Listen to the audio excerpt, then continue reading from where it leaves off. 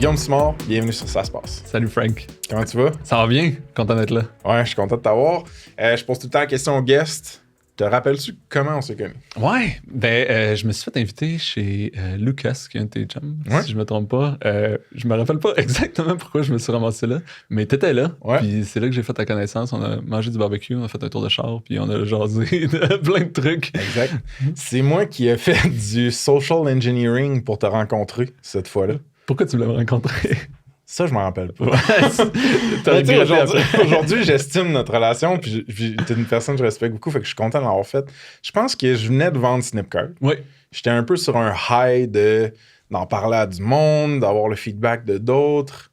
Je pense qu'on s'était peut-être parlé sur le Slack d'Open Code, Québec, puis tu m'avais comme dit « Hey, félicitations », un truc de même. Puis il y a quelqu'un qui m'a dit « Faudrait que tu parles avec Guillaume Simard ». Je me rappelle plus c'est qui m'a dit ça. C'est quelqu'un qui écoute, qui le sait, vous me direz.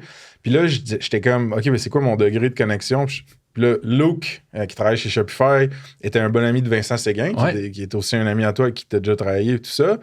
Fait que là, j'ai dit « organise de quoi avec lui ?» Dis à Vincent d'amener Guillaume.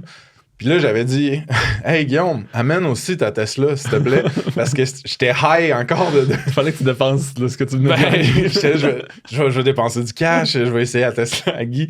Puis je me rappelle, tu m'as amené dans les courbes de Tewksbury en mode... autopilote, puis j'avais un peu peur. Mais ouais, man, c'est comme ça qu'on s'est rencontrés. Ça fait 3 ans là-dessus. Ça fait 3 ans? Ça fait 3 ans.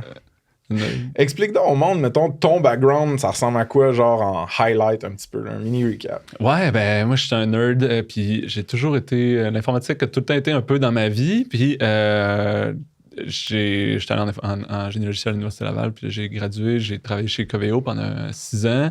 Après ça, j'ai travaillé à distance pour Pléo pendant 4 ans. J'ai été chez Capdesk pendant 1 an, puis là, j'ai parti ma propre compagnie qui s'appelle Tola, qu'on bâtit depuis 2 ans et demi à peu près. Là. All right. Fait que, mettons, combien de temps sur le marché du travail après les... Il faudrait que je fasse des maths, un 15-16 ans. OK, c'est bon. Puis, on reviendra à quand est-ce que tu as commencé à programmer, parce que ça m'intéresse, mais... Tola, qui est la compagnie qui t'a cofondé aujourd'hui, en 2-3 lignes, ça ressemble à quoi? C'est tough en 2-3 lignes. Non, mais dans le fond, les entreprises, les PME, ils ont un principal mal de tête qu'ils veulent régler, c'est que pour faire des revenus, il faut qu'ils fassent des dépenses, il faut que tu payes des factures pour pouvoir collecter des revenus. Il faut que tu achètes du matériel que tu vas transformer, que tu vas revendre par la suite. Nous, dans le fond, on simplifie tout ce qu'on appelle le cash flow, dans le fond, toute la gestion des entrées d'argent, des sorties d'argent, puis on injecte du financement dans ces flows monétaires-là pour simplifier et accélérer le gain de revenus ou pour remettre à plus tard, déférer le paiement de facture. OK, fait qu'il n'y a pas...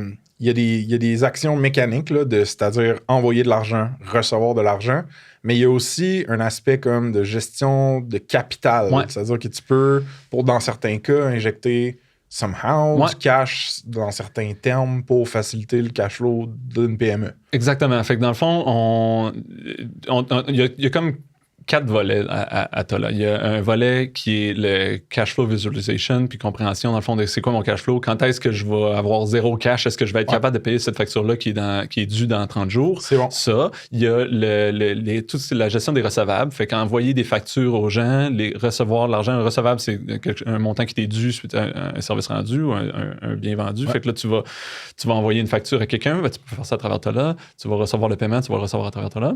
Puis, il y a le paiement de facture aussi. Fait que toi, tu reçois aussi des factures de tes manufacturiers, tes compagnies de logistique, whatever, ton rent. Fait que là, tu peux payer ça à travers Tola. Fait que on appelle ça les accounts payable, accounts receivable, cash flow visualization. Puis le 4e produit, c'est le financement qui, nous, dans le fond, on permet de faire du...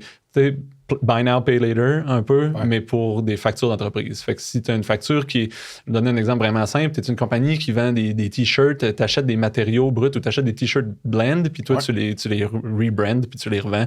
Bon, ton revenu, il va venir après que tu aies vendu les nouveaux t-shirts, mais avant, il faut que tu t'achètes des t-shirts blancs. Fait que nous, on te permet de remettre après la facture d'achat des t-shirts peut être remise après que tu aies vendu tes t-shirts. Okay. Fait que comme ça, ton cash, à place de faire un gros dip, puis après ça, de remonter, nous, on remet après le dip, après qu'il aille remonter. Fait que comme ça, t'as pas mal à ta tête, puis tu te couches pas stressé le soir. Parfait. Fait que c'est un outil, c'est une plateforme qui est quand même large. Là. C'est pas un cas d'utilisation super niché puis mince. Là. Très horizontal là, comme user base. Parfait. Ben, je parque Tola parce qu'on va se taper une section là-dessus plus tard, c'est sûr, à 100%. Juste avant de passer au prochain, as-tu des métriques à me dropper sur Tola pour qu'on ait une idée? Là, c'est pas une startup qui a été fondée ici à Québec, Bootstrap. C'est une startup qui est aux États-Unis. Genre, parle-moi un peu des chiffres. Aujourd'hui, on est 11 dans l'équipe. Ça a été fondé par moi et mon cofondateur. On est fully distributed. Fait qu'on est un peu partout sur la planète. Il y a du monde à Québec, dont moi. Mais l'entreprise est incorporée au Delaware, aux États-Unis. On a levé 5,5 millions en financement. On a fait Y Combinator. Puis aujourd'hui, dans le fond, c'est un 2 millions de dollars américains qui transige sur notre plateforme sur une base mensuelle à chaque mois. Le GMV. Le TPV. En tout cas. Puis nous, dans le fond, on fait du financement. Fait que là, on a prêté... je dis prêter entre guillemets, on a financé les paiements de facture, c'est 2,5 millions de dollars américains jusqu'à maintenant là, qu'on a financé comme facture. Ça, c'est indépendant du 2 millions que tu processes sur la plateforme. C'est relié, dans le fond. Fait qu'il y a 2 millions par mois qu'on processe en tout temps. Ça, ça peut ou pas être financé. Puis il y a 30% de nos utilisateurs qui ont accès à notre produit de financement qui, eux, sont capables de remettre à plus tard le paiement d'une facture. Puis ça, on a fait 2,5 millions de volume à date avec moins d'1% de default rate parce qu'il y a un risque associé à ça. Fait que ça, c'est... Faut que j'underwrite, tu sais, faut que je calcule le risque de chacun des entreprises parce que puis c'est plus que ça, c'est on a per transaction basis. C'est à chaque transaction, on a un algorithme dans le fond qui nous aide à déterminer le risque puis elle nous aide à pricer le risque. OK. Parfait. Fait qu'il n'y a pas juste de l'ingénierie logicielle, il y a de l'ingénierie financière. Beaucoup, parce que nous aussi, là, dans le fond, c'est comment on gère notre capital. Dans le fond, si on le prête, il y a un risque qu'on le perde, d'une part, mais aussi, il faut qu'on le fasse fructifier. Fait comment qu'on price ça. Puis là, dans le fond, on est en conversation. Pour te donner un autre exemple du gros volet financier, on est en conversation avec des fournisseurs de dette qu'on appelle, là, qui veulent nous prêter des millions qu'on va reprêter, dans le fond. Fait que ça, dans le fond, eux, ils vont nous charger de l'intérêt sur cet argent-là. Fait que là, combien qu'on est capable d'aller chercher, comment qu'on va charger à nos utilisateurs. Il y a un gros volet ingénierie financière. Là. On a une équipe, on a du monde qui sont vraiment bolés là-dedans, qui nous aident. Bon Dieu, c'est impressionnant. Fait que ça, le rôle de cofondateur chez Tola, puis toute cette belle plateforme-là que tu es en train de construire, c'est comme étape actuelle. Là. Hopefully, un finish line ou un gros checkpoint dans ta carrière. Ramène-moi au début, là, avant même de passer go. Genre, le code, il arrive quand dans ta vie? C'est un classique, genre, je designais des maps à StarCraft ou je sais pas quoi. Non, mais il me semble qu'il y a beaucoup de devs qui me disent ça. Il y a beaucoup de devs qui me présentes le monde qui leur dit ça. C'est exactement ça. T'es sérieux? Ben oui, c'est ça. C'est que je suis fort. Ben oui, mais c'est... C'est pas arrangé avec le gars des vues. Non, mais c'est ça que je trouve vraiment particulier. Non, écoute, moi, je suis un nerd gamer, puis j'ai 37 ans, fait que StarCraft a joué un rôle important dans mon enfance. Fait que, c'est ça, ma première expérience de programmation, c'était à StarCraft, tu pouvais faire ce qu'on appelle des use map settings, qui étaient comme des maps custom, dans le fond, puis tu pouvais comme programmer des événements. Quand un joueur amène un bonhomme là, crée un autre bonhomme là, ou écris ce texte-là à l'écran. Ça a été c'était comme très, ce qu'on appelle WYSIWYG, là, c'était très visuel, on cliquait, c'était pas du code que tu écrivais, c'était plus une interface visuelle pour programmer. Ça a été ma première expérience là, de logique, de programmation. Puis après ça, j'ai... C'est du no-code dans le temps, low-code. Ils appelleraient ça du low-code dans Started.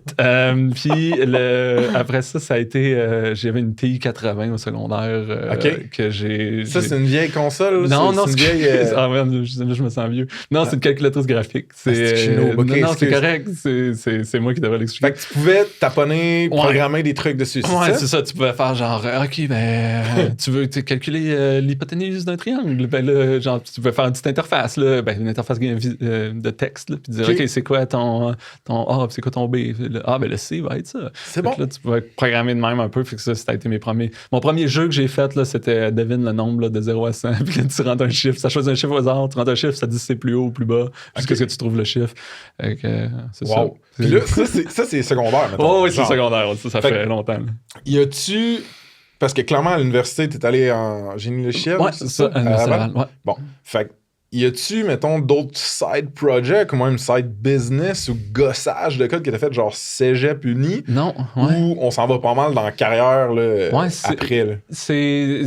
Dans le fond, j'ai fait au cégep, j'étais pas encore certain que je voulais m'en aller en programmation, en fait. Je suis pas certain que je voulais faire ça de ma carrière. Qu'est-ce que t'avais fait d'autre? Fait que j'ai fait sciences pures au cégep, puis je me suis inscrit pour l'université en 2 programmes. Au courant du cégep, dans le fond, je me suis vraiment concrétisé que, OK, je pense qu'en informatique, ça peut vraiment être le fun. Puis j'ai appliqué en bioinformatique puis en génie logiciel à l'Université Laval. En bioinformatique? Ouais, c'était un nouveau programme. J'ai toujours trippé bio, sciences, tout ça. Fait que je trouvais que c'était une belle intersection de 2 champs d'intérêt. Mais c'était comme vraiment nouveau. Hein. C'était la première cohorte là, qui allait commencer bioinformatique à Laval. Puis le volet ingénieur m'a toujours attiré parce que pour moi, c'est important d'avoir comme...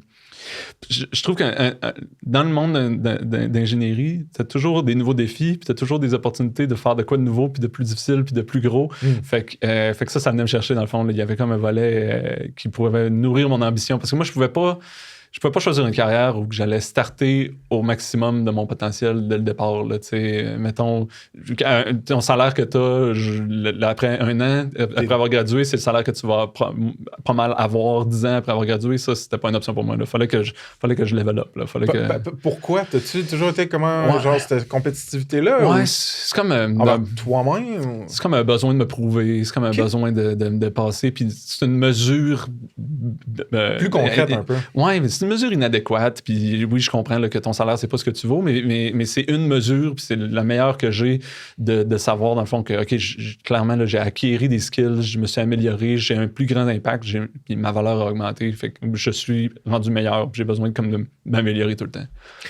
Fait que c'est ça, un de mes bons amis, Phil Barclay, m'avait déjà dit quelque chose. Tu sais, on parlait justement de le fait qu'il y a beaucoup de gens, je pense, qui associent leur valeur à la valeur que le marché impose sur eux. Puis on disait, évidemment, c'est pas compréhensif, c'est inadéquat, comme tu dis. Mais mettons que ta valeur comme personne, c'est un prisme, genre, à plusieurs faces.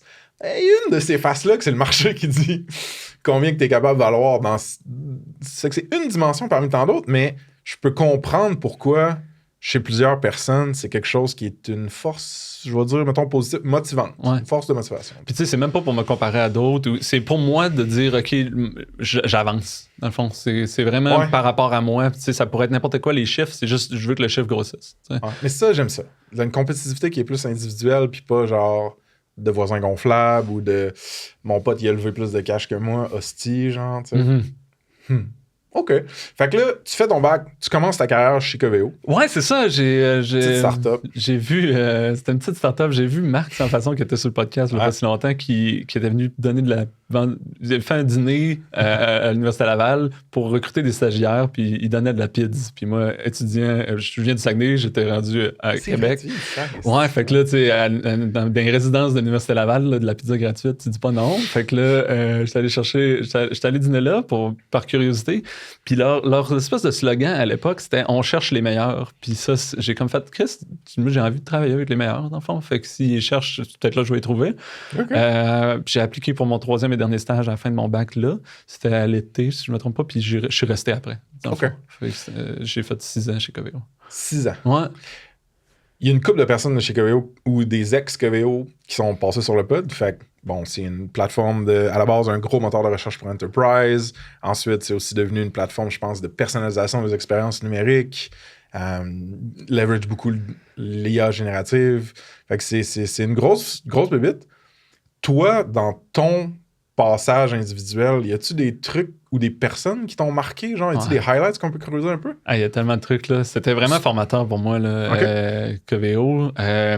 J'ai eu beaucoup de confiance qui m'a été donnée, là, dans le fond. J'ai eu beaucoup d'opportunités j'ai eu beaucoup de cordes avec lesquelles je pouvais me pendre, dans le fond. Puis ça, c'est quelque chose que j'ai vraiment apprécié. Dans le fond, c'était comme un vote de confiance. Puis Pourquoi des défis. Tu penses que tu as eu autant de cordes? C'est la culture là-bas ou c'est plus t'en demandais, tu sais? C'est une combinaison de plusieurs choses, là, je pense. Là, c'est la culture, c'est que j'en demandais, c'est que je challengeais beaucoup le statu quo. Dans le fond, il y avait beaucoup d'affaires. J'étais comme, pourquoi on fait ça de même? Puis là, il était comme, c'est passé de même, c'est fait. Puis là, j'étais comme un peu, je suis encore un peu arrogant, là, mais tu sais, je te du genre à dire, OK, ben gars, en fin de semaine, je vais rewrite comment que ça marche aujourd'hui, parce que vous me dites que ça a tout le temps marché de même, ça n'a pas besoin de marcher de même. Puis là, OK.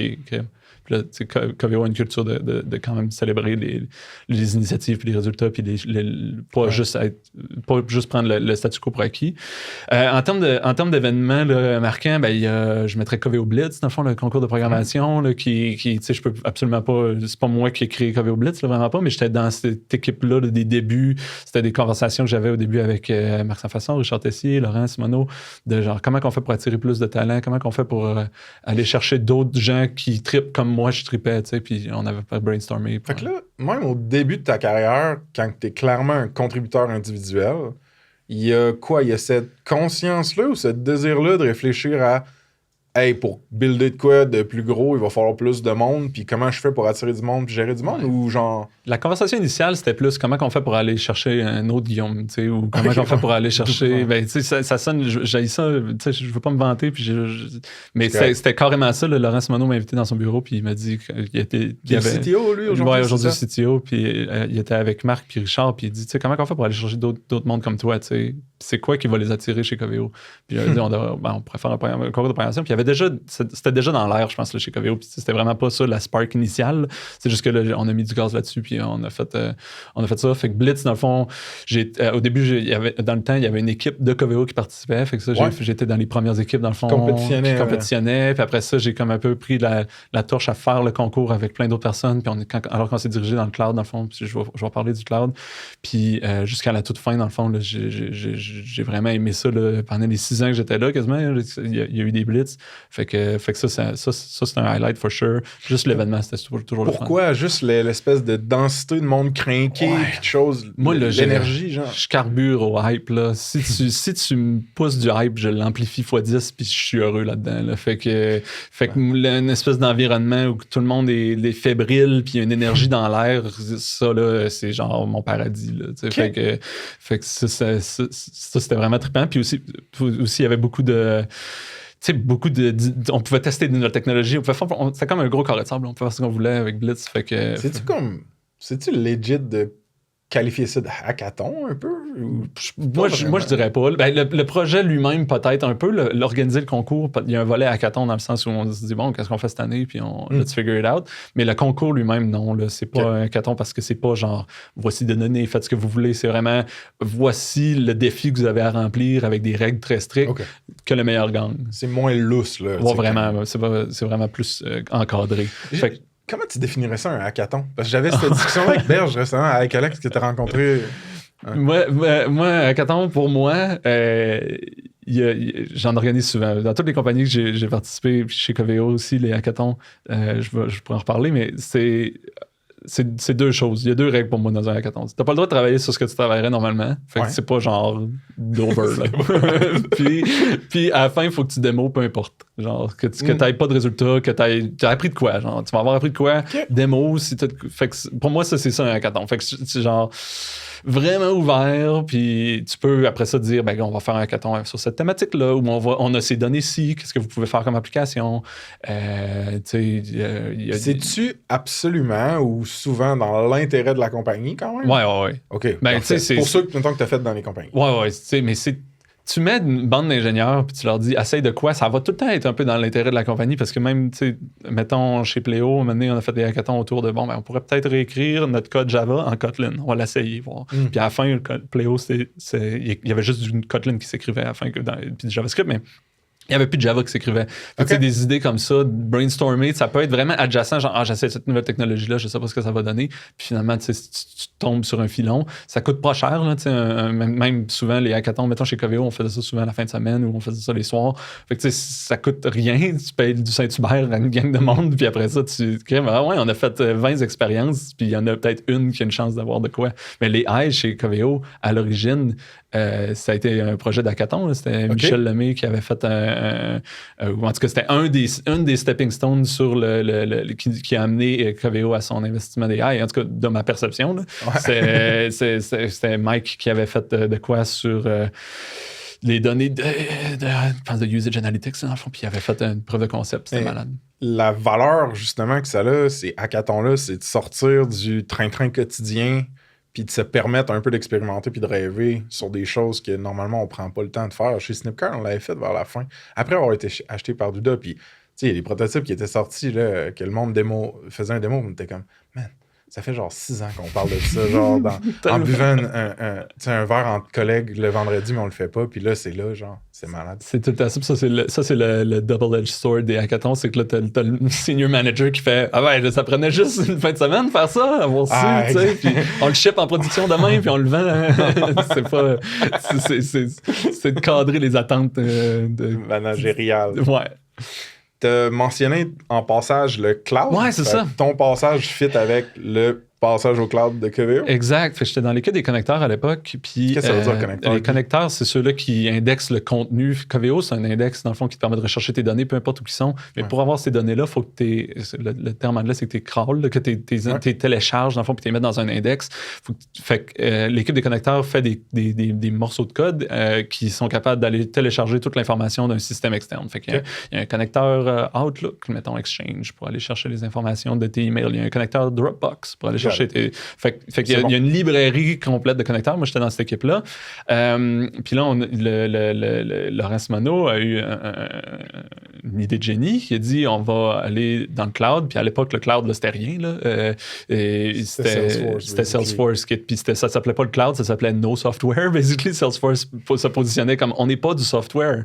Parce que tu n'as pas besoin de l'installer. Genre, un software, il y a next, I accept. Là, il n'y a pas ça. Fait que c'était comme une transition, tu sais, de mindset. La première fois que j'entends ça, c'est bon. Fait que on va s'attacher à Salesforce parce qu'il y a une croissance plus grande, puis on a besoin de s'attacher à des affaires comme ça. Fait qu'ils ont dit, on va faire... mais ça ne peut pas... On peut pas faire un connecteur Salesforce, on peut pas faire une intégration avec Salesforce, puis que ça nécessite d'installer de quoi sur ton serveur. Ça fait pas de sens. Exact. Fait qu'on va mettre ça dans le cloud, dans le fond. Yeah. Fait que Laurent nous a pris une petite gang, dans le fond, puis nous a mis dans un bureau à part. Je pense que Marc en a parlé, là. Fait que je faisais partie de ce groupe-là, là, qui était le garage, là, dans le fond, puis on travaillait sur l'initiative cloud. Moi, je travaillais sur l'intégration Salesforce parce que ça prenait une connexion à Salesforce, puis éventuellement, je me suis mis à travailler sur la plateforme cloud, puis il y a des morceaux de code que j'ai écrits qui sûrement le monde sac encore aujourd'hui après, l'admin service, en tout cas, s'il y a des gens qui sont chez Coveo, je m'excuse d'avance. C'est là que tu t'es comme saucé les orteils même plus, t'as plongé dans tout ce qui est l'infra, genre AWS, pis ces trucs-là, c'est ça? Ouais, c'est ça. Ben, tu sais, nous, à cette époque-là, Coveo, c'était vraiment Microsoft. Là. Ça roulait juste sur Windows, c'était en C#, puis le C#, ça roulait juste sur Microsoft, sur Windows à l'époque. Okay. Fait que là, on était comme, bon, mais comment on va faire pour faire rouler ça dans le cloud? Puis Azure venait de commencer, puis il n'y avait pas de VM. Puis Amazon, c'était genre EC2, qui est des VM, le S3, puis load balancer. C'était pas mal ça que tu avais comme service. C'était les tout débuts là, du cloud. Fait que j'ai été vraiment chanceux d'avoir cette opportunité-là de pouvoir essayer ça alors que ça n'existait même pas. Tu sais, que c'était... oui, parce qu'aujourd'hui, tu ouvres un panneau à AWS, je sais plus, tu sais, les gars me montraient quand j'étais encore chez Snip, je saurais même pas où cliquer. Tous les acronymes de la planète là, sont là. Ouais. Fait que là, toi, t'as comme on parle de la chance, toi puis moi, des fois, ou j'en parle en général. T'as cette chance-là d'avoir le timing de crime. Vraiment. Un gros joueur comme Coveo est en train de faire un pivot vers le cloud via des technologies émergentes qui vont valoir les skills de maîtriser ces technologies-là sur le marché du travail pour tous. Ça a été énorme après. Là. Ça a été vraiment cool, man. Vraiment, puis tu sais, c'est quand je dis qu'il faisait confiance, tu sais, c'est qu'il aurait pu dire, ben on va aller, on va sourcer ça, ou on va aller chercher quelqu'un qui a de l'expérience, mais non, là, ils ont pris un kid, puis une poignée de kids, puis ils ont dit, figure it out, genre, je vous fais confiance. Marc, sans façon, qui était assis direct où tu étais assis là quand il est venu, m'avait dit, tu sais, je le challengeais, je lui demandais de me raconter un peu sa transition de contributeur individuel à manager, puis tout ça. Puis il t'avait carrément name droppé, puis il a dit, ben c'est genre Guillaume Simard, là, qu'à un moment donné, il m'a dit, là, Marc, ça fait plus vraiment de sens là, que tu codes, là, il faut gérer des équipes, puis caller des shots, puis il y a personne d'autre que toi pour le faire. Qu'est-ce qui donne les guts ou la confiance à un kid, entre guillemets, qui commence sur le marché du travail, de dire ça au co-founder de Coveo? Ben, tu sais, À ce moment-là, ça faisait peut-être 3 ans, 4 ans que j'étais chez Coveo. Il y avait une relation. Oui, il y avait une relation. Okay. Puis il y avait une relation vraiment... Moi, j'ai beaucoup de respect pour Marc, dans le fond, qui m'a, encore une fois, fait confiance sur plein de choses. Puis qui m'a... Tu sais, il me disait les vraies affaires, puis je disais les vraies affaires, dans le fond. Okay. Puis moi, dans le fond, à ce moment-là, j'étais rendu probablement chef d'équipe. Fait que j'avais des besoins que seul lui pouvait combler, qui n'étaient pas comblés. Là. J'étais comme, là, cette décision-là, il faut qu'elle se prenne. Puis il n'y a personne dans le business qui peut apprendre. Là. Fait que là, tu lâches ton C++, là, puis prends la décision. OK. Parle-moi de la transition out de Coveo. Ouais. Genre, c'est Pléo, la prochaine step. Ouais, exact. Comment ça arrive, ça, dans le décor? Après 6 ans chez Coveo, il y a beaucoup de monde chez Coveo qui sont là depuis toujours. Genre, il y a du monde, là, des monde qui sont là depuis des 14 ans. Mais ça, c'est un testament à la qualité des carrières que tu peux avoir dans cette compagnie-là. C'est fou, là. Moi, ça n'existe pas, ça. Là. En 2024, les gens restent pas 10 ans à la même place. Là. Ouais. Mais moi, c'est une des raisons pourquoi je suis allé vers eux pour le partner, employé, certifié, whatever. En premier, j'étais comme... Il me semble que les ex-Coveo, il y en a la majorité que je rencontre, je les aime, je les respecte. Puis il me semble ceux que je rencontre qui sont là, je les aime, je les respecte. Bon, puis ils sont là longtemps. Fait que, anyway. Ouais, fait que je parlais de Mike, tu sais, puis c'est du monde qui sont là depuis toujours. Fait que après 6 ans, je me suis dit, je me suis vraiment senti à une fourche là, dans ma carrière. Là. Okay. Je me suis dit, soit je vais être là jusqu'à genre pendant 15 ans, ou je pars. Parce que je sentais là, que j'allais peut-être plafonner, que j'allais peut-être genre plus avoir de défis. J'avais fait pas mal de tours.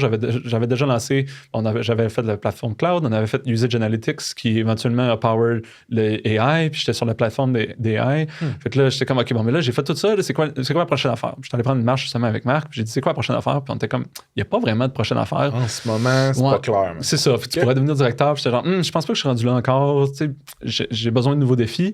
Fait que moi, je me suis tourné vers le travail remote. C'était quelque chose qui m'intéressait vraiment. J'étais comme, je pense que c'est là qu'on s'en va. Je pense que c'est un peu le futur. Je dis, je vais quitter Coveo puis je vais regarder pour des opportunités remote. Pourquoi Guy? Comment un remote rentre dans ta tête? C'est sur un Hacker News board, forum, whatever? Ou... Non, mais c'est, tu sais, là, on disait, OK, Coveo, tu veux travailler avec les meilleurs, mais là, les meilleurs peuvent pas tout être à la Ville de Québec. Là. On a du monde vraiment sharp à la Ville de Québec, là, mais ils peuvent pas tout être là. Genre, il y a sûrement du monde vraiment bon ailleurs aussi. Okay. Fait que là, si t'es remote, dans le fond, tu trouves du nouveau monde avec qui t'as jamais pu travailler avant. Fait que je trouvais ça intéressant. J'avais rencontré Marc-André Poulain chez Coveo, qui, lui, était rendu chez Pléo au Danemark. Dans le fond, lui, il avait déménagé au Danemark, grosse affaire. Puis là, je me suis mis à interviewer puis à discuter avec une couple d'employeurs potentiels. Puis Pléo, dans le fond, j'avais jasé avec Marc-André, puis j'avais dit, hey, as-tu des opportunités? Puis il avait dit non. Puis entre-temps, dans le fond, je me suis marié, puis j'étais allé en lune de miel en Croatie pour aller à Ultra Europe, le gros festival. Puis je vois sur Facebook que Marc-André est là aussi avec certains de ses chums. Ouais, à Split en Croatie. Puis là, je vais prendre une bière avec, puis je dis, tu sais, moi, mettons, là, je quitte Coveo, là, je suis sur la fin, là, je suis en train de partir. Y a-t-il une opportunité chez Pléo, dans le fond? Puis il est comme non. Il dit non, on n'embauche pas remote. Là, à ce moment-là, on s'entend, chez Pléo, ils sont 5. Ouais, c'est ça. Là, ils sont 2 devs, peut-être 3. Puis il y a Alan, qui est mon co-founder de Tola, que je vais reparler, mais c'est ça, c'est une toute petite équipe. Vrai, ouais, c'est là que tu l'as pas... Exact, c'est là que je l'ai rencontré. Fait que ça reste de même, puis je retourne chez nous après mon voyage, puis tout. Puis là, je reçois un appel, en fond, puis Marc-André est comme, il faudrait que tu rencontres le CTO, il veut te parler. Puis là, on fait une couple de discussions, puis finalement, le CTO décide de prendre un bet avec moi. Première embauche remote, en fond, on n'a jamais fait ça, on ne sait pas trop comment faire. Tu vas nous facturer, puis we'll figure it out. Fait que là, je me mets à travailler, je lâche Coveo, puis je me mets à travailler chez Pléo à distance, genre 7e employé, là. Puis... Mais là, c'est ça, pause. Tu passes de... Coveo, là, on dit genre over 700, je pense, mais à l'époque, ça devait être facile, 400-500 personnes. Oh non, c'était plus autour de 150-200. In any case, c'est dans les 3 chiffres, 150-200. Là, t'arrives, c'est à Québec, la ville où tu as étudié, que tu connais bien. Toutes des la majorité des... j'allais faire la mauvaise joke de monde qui sont pareils comme toi puis moi. Fait beaucoup d'hommes blancs occidentaux. Ouais.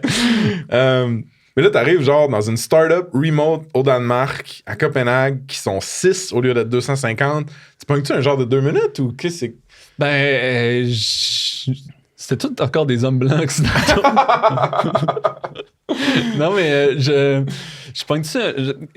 Tu sais, dans le fond, je trouvais... Ça a été une adaptation, travailler à distance, tout. Mon premier voyage à Copenhague, je m'en rappelle vraiment très bien, mais tous mes voyages, je m'en rappelle bien. sais, puis j'étais juste vraiment content d'aller vers de quoi de plus petit, plus d'autonomie, puis remote, pour moi, c'était vraiment quelque chose que je voulais essayer. Fait que j'étais genre juste vraiment craqué, là. J'étais juste vraiment content. Okay.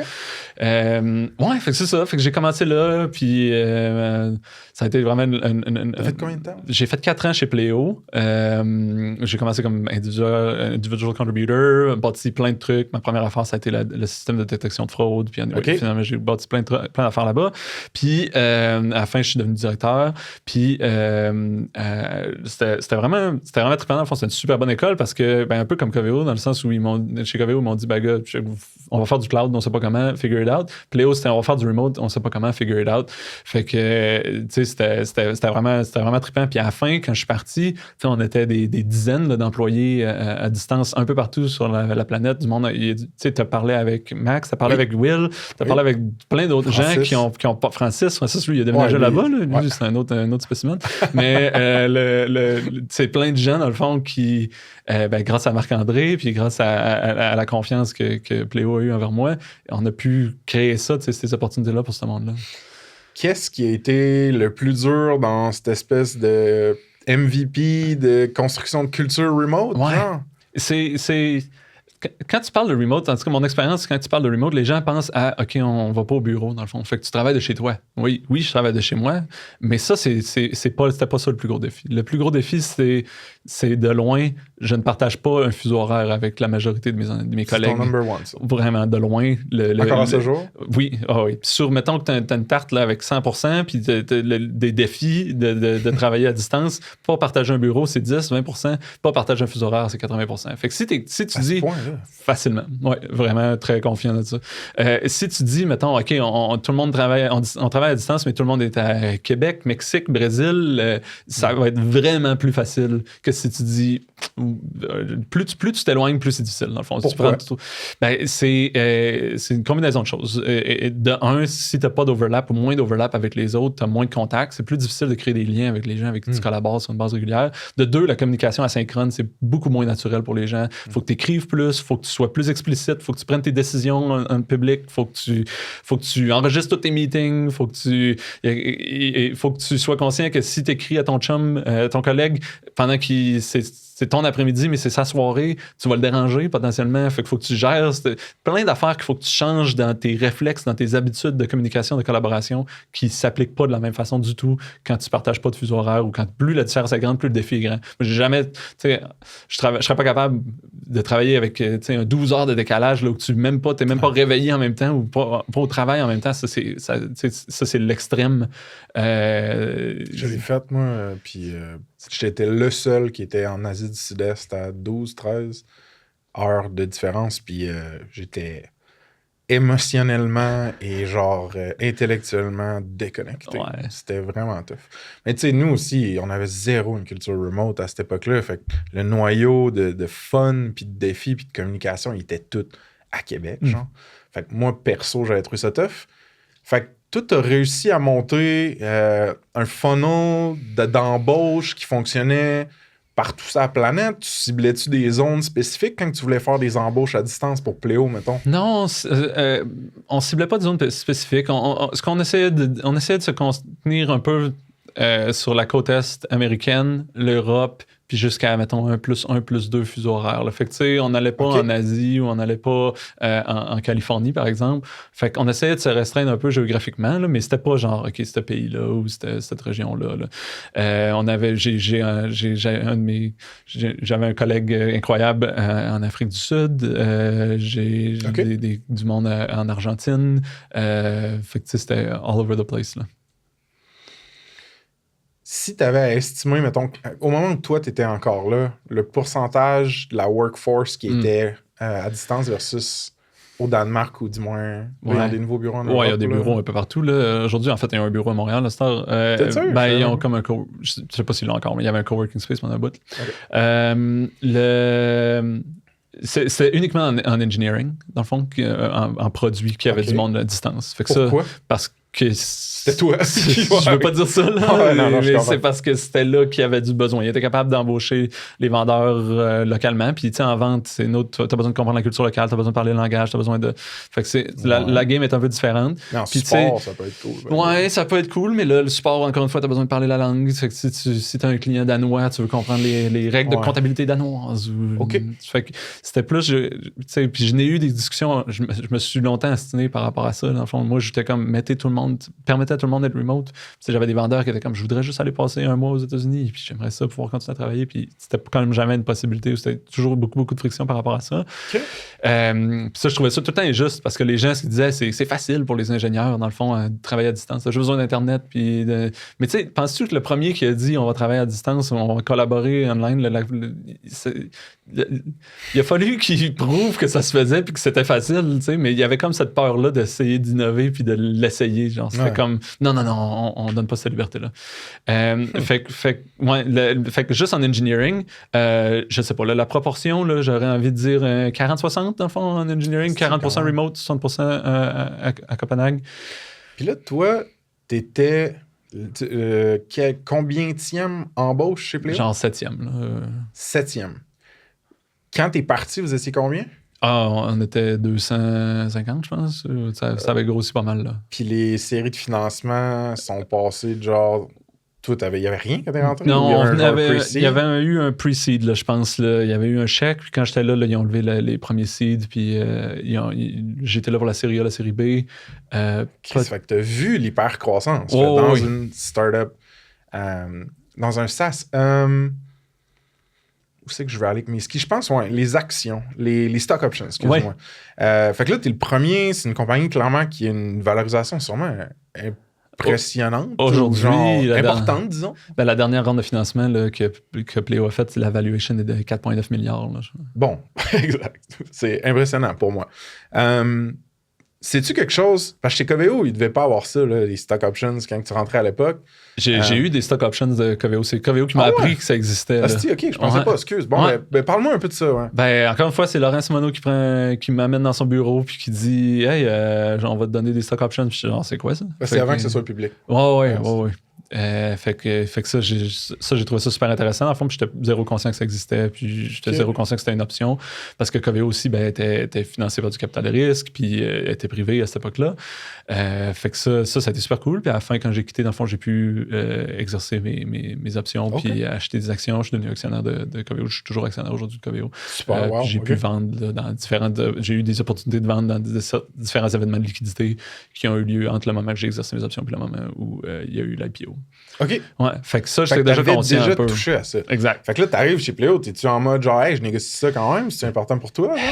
J'étais vraiment juste content de travailler à distance, dans le fond. Puis, tu sais, j'ai pas eu un... C'était ça ton objectif. Ouais, c'est ça. J'ai pas eu un insane deal là, chez Pléo. Là. La vérité, c'est que, dans le fond, les stock options n'étaient pas négociés au début. C'est quelque chose qui est venu un an après. Puis là, j'étais comme déjà committed, dans le fond. Puis avec le leverage, puis le pouvoir de négociation, la discussion était différente. Puis même si ça avait été au début, je pense que ça aurait été difficile à négocier, considérant que j'étais le premier remote, puis il y avait déjà un gros facteur de risque pour eux. Fait que là, j'étais comme... Fait qu'en bout de ligne, là, je prendrais pas ma retraite là, avec Pléo, là, si ça IPO demain matin. Là. Mais je n'ai un peu, mais tu sais... C'est ça. J'ai zéro regret par rapport à ça. Là. À part peut-être que j'aurais dû négocier plus, mais mon point est que... c'est tout le temps ça. C'est ça. Puis c'est tannant, les stock options, parce que l'inégalité d'information est vraiment pas en faveur de l'employé. L'employeur a toutes les cartes dans ses mains, puis l'employé a rien, dans le fond. Fait que si l'employeur dit « je te divulgue pas X », genre... T'as le choix, tu peux juste walk away ou tu t'avales la pilule. Là, qu'est-ce que pourrait être X dans cette c'est la valuation de la compagnie, ou à quel point il y a de la dilution avec la nouvelle ronde de financement, ou si, mettons... Il y a une ronde qui s'en vient, on va-tu diluer beaucoup ou pas beaucoup? Ou on va-tu... Mettons, les fondateurs, souvent, ce qui arrive, c'est qu'ils vont lever une série C, mettons, puis là, ils vont, eux, vendre une partie de leurs actions. Mais ils n'offrent pas ce privilège-là aux employés. Mais les employés ne le savent pas. Ils ne savent pas que ça aurait pu être une option, ou peut-être qu'ils l'offrent à certains employés, mais pas à toutes. Parce que les fondateurs... S'il y a des événements de liquidité, mais qui passent à côté de toi dans ce temps-là. Potentiellement. Peut-être. Mais tout le temps, tu sais, parce que le fondateur, il peut tout faire, dans le fond, c'est lui qui prend les décisions. Puis quand il y a une round qui arrive, puis que tu as des founders qui prennent qui vendent de leur équité pour sécuriser un peu le risque qu'ils ont pris, puis tout ça financièrement, ça, c'est toujours considéré comme secondary ou ça n'a pas rapport? Oh, je sais pas le terme exact, là, je pourrais pas te le dire. C'est là, un mais, terme un peu confus dans la tête. Le secondary, dans le fond, c'est que c'est pas... Le primary market, c'est la bourse, dans le fond. Puis un secondary market, c'est comme tout ce qui se fait privé, là, dans le fond. Ouais, c'est ça. OK. Fait que là, le chiffre, le delta de nombre d'employés, de nombre de têtes chez Pléo, c'est 5-6 quand tu rentres à genre 152. Ouais, même range que Coveo, là, pour vrai. Moi, c'est mon Dunbar number. Là, je connais plus tout le monde, puis je m'en vais. Will, il a dit quelque chose de très similaire à toi dans l'event, justement, chez Coveo, c'est drôle. T'as dû embaucher une chienne de monde pour que ça arrive à ce chiffre-là. Ouais, quand même. T'avais fait ça un peu chez Coveo? Pas là, mal. Tu l'as fait pas mal? Bon, ouais, chez Coveo, j'avais fait ça pas mal. Chez Coveo, dans le fond, j'étais proche des processus auprès des stagiaires. Blitz, c'était un événement de recrutement à base. Vrai, fait que essayer de passer énormément d'entrevues, trouver des stagiaires, embaucher des gens. J'ai été, encore une fois, c'est quelque chose qui me passionnait, que j'étais curieux de voir comment on pourrait faire ça, challenger un peu comment c'était fait auparavant, comment on peut tester, assess les capacités techniques d'une personne, ce genre de choses-là. Toujours dans le cadre de l'engineering. Puis chez Pléo, dans le fond, j'ai pu continuer ça. OK, ben rentrons là-dedans, man. Ouais. Genre, de façon générale, tu trouves ça tough? Trouver du bon monde, tu trouves ça tough? Les onboarder, les garder, genre... Moi, j'ai un super power, c'est que je suis quand même bon pour embaucher du monde. Là. OK. Fait que ça, trouver le monde, c'est pas si pire. Les craquer et les garder, ça va bien aussi d'habitude. Ce qui est plus difficile, c'est si c'est pas moi qui est en contrôle, par exemple, de leur compensation ou du salaire, mettons. Là, ça devient plus difficile parce que moi, j'ai une certaine façon de fonctionner. Puis c'est une de mes motivations pourquoi j'ai parti d'une compagnie, c'est que là, j'étais comme, OK, j'ai pas besoin de m'assiner avec personne, c'est moi qui décide. Fait que ça, si j'ai un budget, un peu de flexibilité, puis j'ai pas de restrictions géographiques, je suis en business. Là. Je vais trouver du monde, puis ils vont être sharp. Je veux qu'on creuse encore plus là-dessus. Ça m'intéresse beaucoup. Je pense que tu dis que c'est un super pouvoir pour toi. C'est une faiblesse chez plusieurs, je pense. Hiring managers ou juste fondateurs. Qu'est-ce qui fait que le top du funnel il est facile à piquer pour toi? C'est-tu que tu réseaux beaucoup? C'est-tu que t'es... Moi, je t'ai vu, man, actif, amener de la valeur dans des communautés online, genre l'open code, tu donnes du bon feedback à moi, des fois, du feedback, des fois même pas sollicité, mais très pertinent et valuable. Fait que sais-tu que le monde, ils ont déjà une belle représentation mentale de toi? Qu'est-ce qui fait que c'est facile, le top du funnel de l'embauche pour toi? C'est une maudite question. Je pense que c'est une combinaison d'une couple de choses. Fait que de un, oui, moi, je trippe à parler avec du monde qui trippe. Fait que j'ai parlé de hype, là. C'est moi, contagieux, l'énergie. J'aime vraiment ça. Là, fait que si j'ai des communautés, bon, t'as mentionné l'open code, Cabane, des affaires comme ça, si j'ai des opportunités de rencontrer des gens, je vais le faire, dans le fond, puis je le fais pour moi. Là. C'est purement égoïste. Je suis content de connecter avec ces gens-là puis d'apprendre à les connaître. Fait que ça m'aide, dans le fond. Fait que ça me permet de rencontrer des gens puis tout. D'une autre part, je pense que mon énergie et mon enthousiasme par rapport au projet sur lequel je travaille est quand même infectieux. Puis les gens apprécient ça. De façon générale, dans le fond, en tout cas, moi, je veux travailler avec des gens qui apprécient ça. Fait que si j'arrive et je suis craqué, check man, on va changer le monde, voici ce qu'on est en train de bâtir, viens avec nous autres, ça va être le fun. Notre tech est malade. Fait que ça, je pense que ça aide énormément. Là, t'es plus dans le top of funnel, t'as déjà commencé à parler avec la personne. Exact. Mais dans le top of funnel, sinon, ce qui fonctionne bien, c'est s'impliquer auprès des communautés, des job postings qui stand out, qui sont différents, parler au monde dans leur langue. Un développeur, moi, je sais, c'est quoi qui est fait triper. C'est pas dur. C'est ce qui me fait triper, moi. Fait que j'ai juste à me vendre à moi le poste. Fait que je suis vraiment facile c'est vraiment facile pour moi de me parler. Fait que ça me permet, dans le fond, d'obtenir du monde. Une fois que la conversation est engagée, ça va d'habitude vraiment bien. Mon taux de conversion, ça va être là. Ouais, quand même. OK, ben ça m'intéresse parce que ça veut aussi dire que t'as pas beaucoup de monde qui fail la qualification, comme ouais, pendant le processus? T'en as. T'en as, mais... c'est plus, mon point, c'est plus si on veut embaucher cette personne-là, dans le fond, souvent, ça fonctionne bien. Mais évidemment, il y a du monde que ça fonctionne pas. C'est pas genre, dès que je te parle, je sais que tu vas être top notch. Descends-moi dans le funnel. Cette ligne-là de, ce monde-là, ça marchera pas. Fait que, mettons, je te parle du processus d'embauche traditionnel chez Tola, dans le fond, là, c'est ça. Il va y avoir un premier contact, on va jaser, je vais te rencontrer, je vais te faire rencontrer mon cofondateur, puis après ça, pour un poste technique, il va y avoir un examen technique, dans le fond. Fait ce qu'on fait, c'est c'est sur GitHub, c'est un repo public. Là, on a pris un morceau, on a carve out un morceau de notre application, puis on te demande de bâtir genre un petit truc. Là, puis je te dis, prends le temps que tu veux, mais prends pas trop de temps. Là. Moi, mon but, c'est pas que tu travailles gratis, dans le fond. Là. Puis c'est avec nos technologies, c'est du vrai. Puis si tu veux utiliser ChatGPT, go for it, là, mais il va falloir que tu sois capable de me l'expliquer après. Je te restreins pas sur les outils. C'est pas un examen genre voici, inverse-moi un arbre binaire ou je sais pas quoi. C'est du vrai code avec nos vrais technos. Fait qu'on fait ça. Après ça, je te fais rencontrer. Aujourd'hui, je te fais rencontrer tout le monde chez Tola. Tout le monde a un droit de veto sur ton embauche. Fait que s'il y a quelqu'un qui dit non, ça arrête. Puis, puis est-ce que la personne qui dit non doit le justifier de façon professionnelle? Pas nécessaire, mais si elle veut. La plupart des gens chez Tola apprécient, seraient capables de justifier leur décision, mais c'est pas mon but, moi, c'est vraiment que ça soit un AAA fit là, avec toute la team. Là. OK, puis si ça t'est arrivé, mettons, que l'appel de découverte va super bien, le test, les personnes le ace, là, ils rencontrent 8 personnes, la 9e personne a dit non, puis que là, tu fais fuck off. Ouais. Puis qu'est-ce que tu dis à la candidate? C'était pas une personne c'était pas le fit parfait, dans le fond. La personne, j'y explique d'avance, il va falloir que tout le monde dise oui, puis c'est pas tout le monde qui dit oui. OK.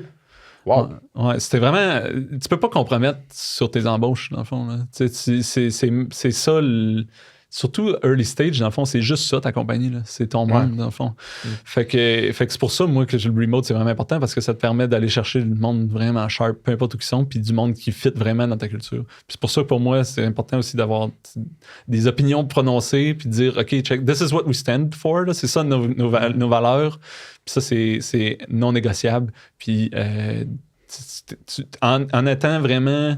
En ayant une position vraiment forte, tu vas attirer des gens qui s'attachent à ces valeurs-là aussi, qui se reconnaissent. Tu utilises les chances qu'il y ait le culture fit en étant explicite et transparent. Ouais. Comme ton job posting, je trouvais que c'était vraiment sharp, là, ce que tu as fait pour ça se passe. Là, t'es comme, check, voici les pros, voici les cons. Si t'es ça peut être un fit. Si t'es ça, c'est pas un bon fit. En bout de ligne... t'as besoin d'une personne pour la job. Ouais. C'est ça que puis tu veux la meilleure. Tu veux la meilleure personne pour ce job-là. Puis... j'avais un autre truc à dire par rapport à ça. On était dans le processus de qualification. Comment tu fais pour dire non? Comment tu fais pour dire oui? Moi je suis curieux de savoir le truc, là, l'appel de découverte du départ. Là. Ouais. Genre, c'est quoi les critères qui fait que tu passes au test ou pas? C'est juste genre, moi puis mon co-founder, on a vibe check, fail. sur une personne technique, c'est juste moi, dans le fond. Fait que ça va être, tu sais, je vais te jaser rapidement. N'importe quoi ou non, mais je vais te parler de qu'est-ce que tu... Mes questions préférées, dans le fond, c'est... Ouais, vas-y. C'est qu'est-ce que... Là, souvent, je vais parler... Si cette personne-là est en train de chercher, mettons, je vais lui demander qu'est-ce que tu cherches dans ton prochain chapitre de ta carrière, puis pourquoi tu as quitté ou tu songes quitter ta job que tu as présentement. Ça m'aide vraiment à comprendre, dans le fond, c'est quoi qui les énerve dans la vie, puis c'est quoi qu'ils veulent pas retrouver. Fait que ça me permet de savoir, est-ce que t'as là, dans le fond, ça va être ça. Fait que s'il dit, là, tu sais, moi, je trouvais que j'avais trop de responsabilités, puis c'était trop flou, si c'est pour ça qu'ils quittent leur job, ça sera pas un fit chez Tola, là, parce que tout le monde porte plein de chapeaux, puis c'est pas tout qui est super bien défini. Là. Mais s'ils me disent, là, c'était rendu trop gros, puis il y avait du red tape partout, là, je fais, OK, là, ça va être un upgrade pour eux d'aller vers Tola. Donc, tu pitches pas Tola en premier lieu. Tu fais juste une petite description. C'est ça, j'en renvoie le lien vers le site, puis après ça, je vais leur expliquer c'est quoi qu'on bâtit, puis la mission sur laquelle on est. Mais la plupart des gens, ils vont vraiment plus care de leurs collègues plus que de la mission ou du produit. C'est plus ça que je leur parle. Mais la mission est fucking exciting. Puis moi, je trippe à faire ce qu'on fait. Puis nos clients sont malades. Mais le monde... Surtout, je pense, en génie, c'est plus genre, OK, quelle technologie je vais utiliser, quel collègue avec quel... Je dis pas que c'est pas important, mais dans l'ordre, c'est peut-être le 2e ou 3e critère pour la majorité des gens. À moins que tu sois genre green tech, tu sais, ou des affaires de vraiment, vraiment... Mission noble. C'est ça, là, où là, tu te dis, OK, je vais faire des sacrifices, mais je vais sauver la planète. La plupart du temps, les gens, c'est plus par rapport à l'équipe. Genre, je veux travailler avec du monde qui m'inspire. Fait que dans cette optique-là, on est en train de tourner ça en masterclass d'embauche, mais c'est parfait, man, parce qu'il y a colissement du monde qui en a besoin, man. Moi également. Dans cette optique-là, sachant que les gens avec qui la personne va travailler, c'est un gros avantage. C'est un selling point. Tu les pitches-tu? Tu disais que dans le fond, tu fais rencontrer tout le monde? Ouais, fait que ça aussi, ça aide. C'est un speed date, genre, de 30 minutes, mettons, par personne? J'ai un calendrier avec tout le monde, dans le fond, puis j'envoie le LinkedIn profile de tout le monde, puis je dis, il faut que tu bookes tout le monde, puis il faut que tu les aies vus, puis d'habitude, c'est un horizon de 10 jours, mettons, puis tout le monde se fait booker, puis c'est genre... Tu mets ça dans le cours de la candidate, mettons. Ouais, ça doit te booker le monde, là. T'es capable de faire ça, là. Puis, ça scalera pas à l'infini, là. Tu sais, puis peut-être qu'à un moment donné, ça va être, OK, ben, ça va être 10 personnes que tu vas rencontrer sur les 30 qui font partie de l'équipe. Mais moi, c'est quelque chose que je crois vraiment. Puis la vérité, c'est que plus la personne rencontre de gens, plus elle veut travailler chez toi. Parce que le monde, ils sont tous vraiment sharp. Ouais, mais parce que t'es très... intolérant à la médiocrité. Ben, comme tu m'as dit. C'est ça. Tu veux que chaque embauche monte la barre. Tout le monde devrait juste être meilleur. La moyenne devrait juste augmenter avec le temps. Ouais, ça devrait pas drag it down. Non. Puis le monde, ils veulent ça. Le monde qui sont bons, là, ils veulent ça. Ils sont comme... Moi, là, je veux travailler avec la meilleure équipe avec qui j'ai jamais travaillé. Puis je vais embaucher le monde qui sont encore les meilleurs. Tandis que quelqu'un, souvent, le classique, c'est un B-player qui va embaucher des C-players, tu sais. Parce que là, cette personne-là se valorise en étant comme indispensable. Puis là, moi, ce que je veux, c'est... Il y a comme un threshold que quand tu passes de B à A, ben, le monde qui sont bons, là, ils veulent pas embaucher des B. Non. Ils veulent juste embaucher des A+. Parce qu'ils veulent... C'est du monde... Puis une de nos valeurs, puis qui est non négociable, c'est la première. On est ambitieux. On est... Puis le monde ambitieux, c'est pas du monde qui sont comme le gars il fait le job. C'est pas ça. Pas ça qu'ils veulent. Fait que là, la personne est embauchée. Elle travaille chez vous avec toi, que ce soit chez Pléo, Capdesk, auquel on va arriver bientôt, ou Tola aujourd'hui. Puis c'est une personne triple A, comme tu dis, tu l'apprécies, une personne talentueuse, mais I guess, fucking, personne n'est parfait, là, right? On peut faire des faux pas ou des erreurs. Ça nous arrive tous. C'est quoi la bonne manière de donner du feedback constructif à une personne comme ça? C'est tough. C'est quelque chose encore qui est un apprentissage pour moi, dans le fond. J'ai tendance à... Toute ma carrière, dans le fond, dans mes évaluations, quand moi, je reçois du feedback, c'est tu manques de tact ou tu es trop direct. Moi, c'est quelque chose que j'apprécie, dans le fond. Tu sais, don't sugarcoat it, genre dis-moi les vraies affaires, puis on va essayer de travailler ensemble comme ça. Fait que ça, si t'es quelqu'un comme ça, moi, ça fonctionne vraiment bien avec moi. Mais la majorité des gens sont pas comme ça, puis c'est à moi de m'ajuster, dans le fond. Fait que ça, c'est un apprentissage tout le temps en cours. Mais je pense que le Pourquoi plus... on n'est pas comme ça? moi, je suis pas comme ça parce que... Mais tu sais, moi, les premières conversations qu'on a eues, là, puis les premières fois que tu m'as donné du feedback constructif ou que tu m'as dit non à quelque chose, je me rappelle, tu sais, il y avait de quoi avec cabane, puis à un moment donné, t'es comme, hey, ça, tu sais, t'aurais pu faire ça de mieux, puis tout. Puis j'étais comme tabarnak, man. Tu sais, la notion de tact était là, mais au final, quand tu prends un tantinet de temps puis un peu de poussière qui retombe, t'analyses, t'intériorises ça, tu changes d'affaires, tu te dis, Chris, je m'améliore. Ouais. C'est ça qu'il faut pour s'améliorer. Mais pourquoi que c'est tough de le recevoir? C'est comme direct. Une attaque, là, tu sais, c'est comme... c'est l'ego, genre, ouais, ben si tu deviens défensif, tu sais, les gens sont... exact, c'est ça. Puis la majorité du temps, quand on reçoit ce genre de feedback-là, la personne à l'autre bout, t'as pas nécessairement les meilleures intentions, tu sais. Fait que là... L'association est pas à... C'est pour mon bien, c'est pour m'améliorer. Peut-être, là, tu sais. Moi, je peux très bien m'imaginer dans un scénario que quelqu'un m'arrive avec un feedback, puis là, je fais comme, wow, OK, là, c'est un peu intense, là, donne-moi un peu de temps, là, tu sais. Faut que... Même si c'est potentiellement vraiment adéquat et accurate. Tu sais, c'est ça qui est difficile. Mais moi, c'est un conseil que j'ai eu par Nick Pelletier de chez Coveo qui m'a appris beaucoup sur la gestion. L'important, c'est pas que tu dises ce que tu penses. L'important, c'est que l'autre personne comprenne ce que tu penses. Fait que c'est du inception. Faut pas que tu dises ce qui est dans ta tête. Faut que tu prennes ce qui est dans ta tête puis tu le mettes dans la tête de l'autre. Fait que c'est d'ajuster la façon que tu communiques avec ton audience pour qu'elle se rende à la conclusion qui est celle que tu veux lui communiquer ou qu'elle ne s'y rende pas puis qu'elle t'explique pourquoi ça ne fonctionne pas. Mais c'est plus, la conversation devient moins « voici les faits » que cheminons ensemble pour se rendre à la conclusion. Fait que ça recadre la conversation. Puis ça c'est selon moi la meilleure façon de communiquer du feedback. Je connais des gens qui ont, mettons, appliqué chez vous, puis qui t'ont refusé. Puis t'as fait, je sais pas si tu fais tout le temps ça, mais tu enregistres un loom de ta face, ta voix, qui explique de façon détaillée pourquoi il y a un refus, puis les suggestions, je pense, pour s'améliorer, ou qu'est-ce... Trouves-tu ça tough faire ça? Ouais. Tu fais tout le temps ça? Je fais tout le temps ça. Insane, là. Je l'ai fait récemment, je te l'ai dit en texto. J'étais comme, man, je l'ai fait parce que c'était tough, mais la personne, elle m'a réécrit d'ailleurs, puis elle m'a remercié. T'sais. Good job.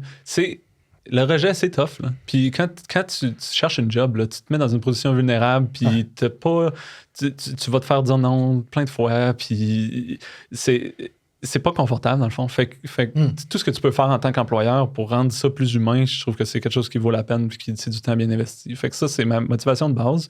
Puis tu sais, je fais ça. Oui, je l'ai fait hier. J'ai enregistré un loom pour quelqu'un, un candidat qui ne comprendra pas.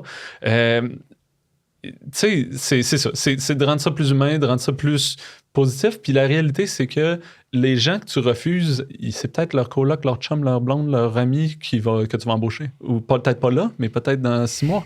Ou ils vont laisser un review sur Glassdoor. Fait que si tu le fais avec classe... T'as tout avantage, dans le fond. Là où c'est plus difficile, puis j'ai déjà eu ce commentaire-là de HR dans des équipes où j'ai travaillé, c'est qu'il faut vraiment que tu le cadres bien parce que légalement, t'as avantage à laisser ça le plus flou possible. fait que quand tu vas dans le concret, ben là, ça peut être... tu t'exposes potentiellement à des poursuites, dans le fond. Mais quand tu es une start-up, dans le fond, le monde avec qui tu parles, ils ont d'autres choses à faire que ça.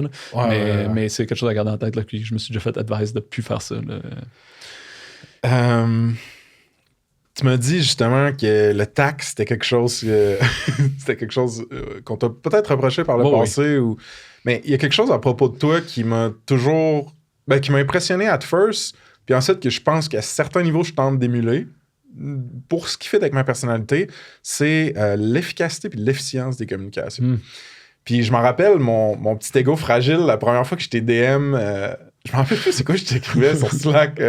C'était genre, je voulais te poser une question, je pense. Ouais. J'étais comme, hey Guy, t'as-tu 2 minutes? Ou hey, what's up? J'aimerais ça que tu racontes à l'audience les choses que tu m'as dit après. Les liens que tu m'as envoyés, je vais les mettre dans les show notes. C'est ça, j'ai une couple de pet peeves. Je m'excuse. C'est ça. Fait que ça, on parle de tact. Hein. Dans le fond, pour moi, ça me fait vraiment plaisir d'aider le monde. Si tu viens me voir et tu as une question, pose-moi la question. Pose-moi pas une question à savoir, je peux-tu te poser une question. C'est pas la bonne question à poser. Parce que j'aimerais mieux que d'emblée, tu me poses la vraie question que tu veux me demander. Donc là, on a le premier lien. Ouais, le premier lien, c'est Don't Ask to Ask, je pense. .com. Je pense que je t'avais envoyé ça. Puis je pense que tu m'avais juste au début écrit genre salut, point, genre. Puis là j'étais genre OK, salut. Je fais plus jamais ça. Fait que là, ça, c'est l'autre lien, c'est nohello.com qui est genre dis pas salut ou intègre-les, dis salut, virgule, voici ma question. T'sais. Exact. Puis une fois que tu lis ces choses-là, oui, là, il y en a qui vont... C'est drôle, mais en préparant le podcast, j'ai retourné voir ces sites-là. Puis je suis tombé sur un vieux thread Hacker News de monde qui s'ostinait à savoir, c'est-tu correct d'envoyer ce lien-là à quelqu'un ou pas? Puis là, il y en a qui disaient, hey, c'est smug, c'est prétentieux, tu te prends pour qui d'envoyer ce lien-là à quelqu'un? Puis il y en a un autre qui disait, Chris, c'est juste une manière pour tout le monde de rendre plus efficace les comms avec un ping de « Hey » ou de « Hey, je peux te poser une question? » T'as déjà pris de mon attention. Ouais. Tu m'as déjà distrait. Tant qu'à me distraire puis prendre mon attention, rends ça concret puis donne-moi de la valeur tout de suite. T'sais. Fais-moi pas attendre puis là, checker, il va se passer de quoi puis être encore plus distrait. Ouais. Fait quoi? Non, pour moi, ça a été un apprentissage de comme ça. Ben, c'est ça. C'est juste de tout mettre dans le premier message parce que, tu sais, à part ça, sinon, moi, ce qui m'arrive, c'est que là, j'ai un salut puis là, j'arrive puis là, c'est Frank is typing. Alright. J'ai attendu, il y a quelque chose qui s'en vient, tu sais. Fait que je trouve que c'est... Hey, amène ta Tesla. Vraiment, si je pousse ça à l'extrême, puis je perçois pas vraiment ça comme ça, mais c'est un petit peu un manque de respect. Tu sais, c'est comme prioriser son temps versus le temps de l'autre. C'est genre, je vais capter son attention immédiatement, puis là, il va attendre pendant que moi, j'écris.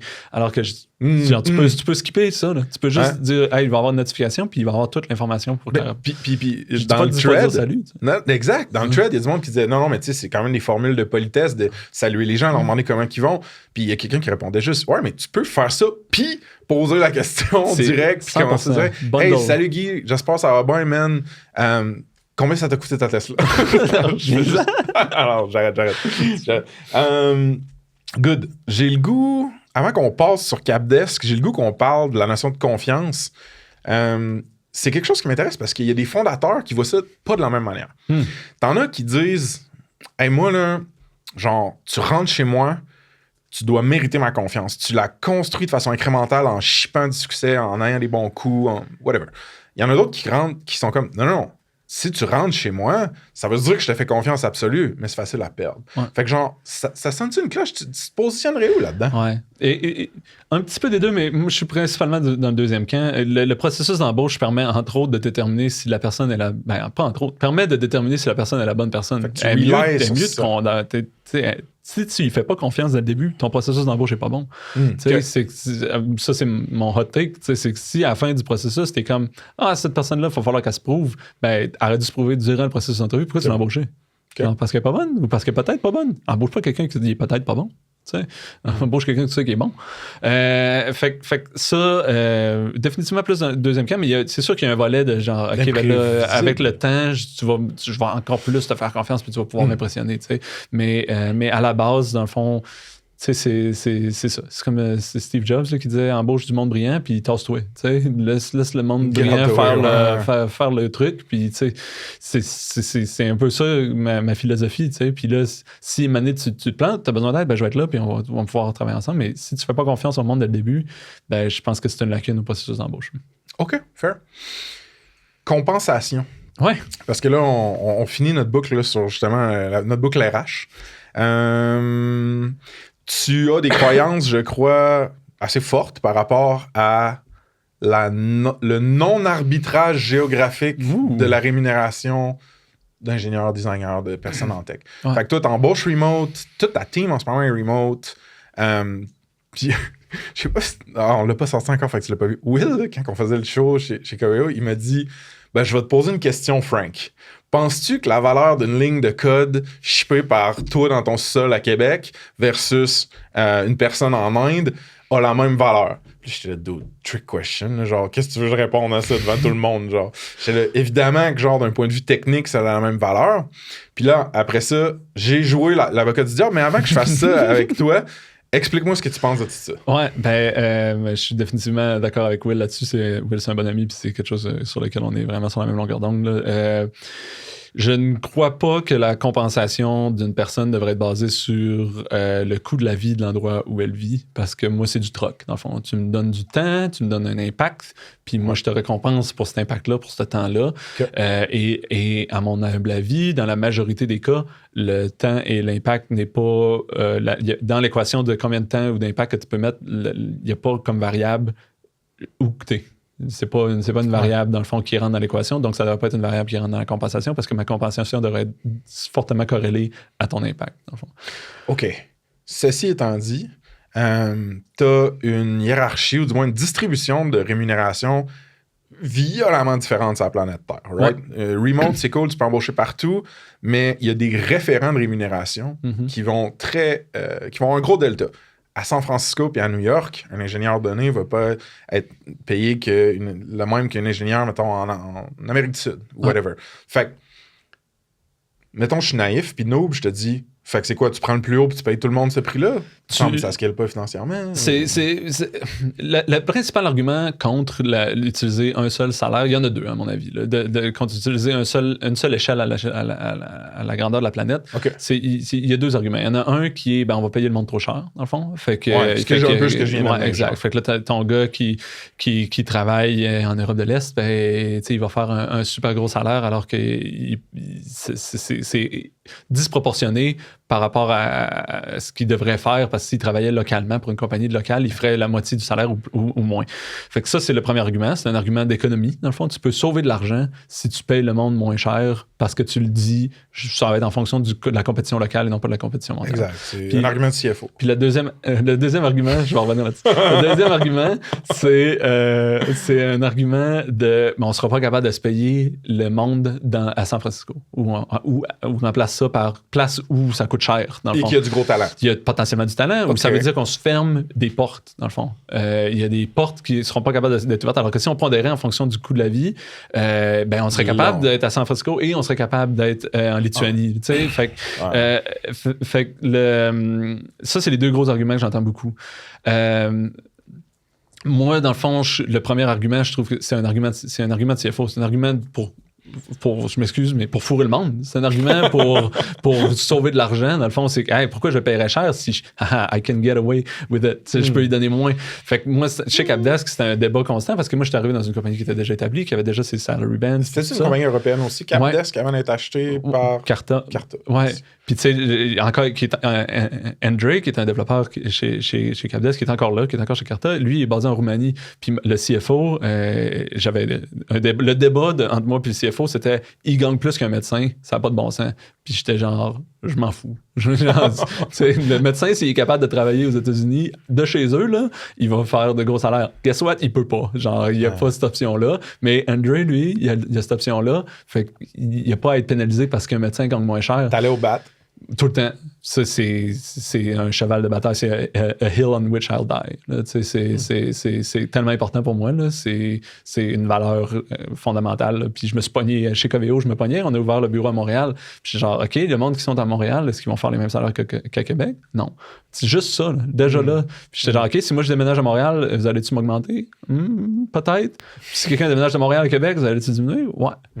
Mais ça revient à tes convictions fortes. Tu as des principes sur rémunération n'égale pas géolocalisation ou whatever. Ouais. Puis là, je reviens à la question comme plus pratico-pratique. Comment? Mettons que quelqu'un adhère à ton principe, fait comme Chris, il a bien raison. Mettons, on s'en fout un peu d'il est où, s'il ship la valeur. L'échange de valeur devrait être pas ancré dans la terre. Ouais. Pas ancré dans la terre. Pas ancré dans un milieu physique.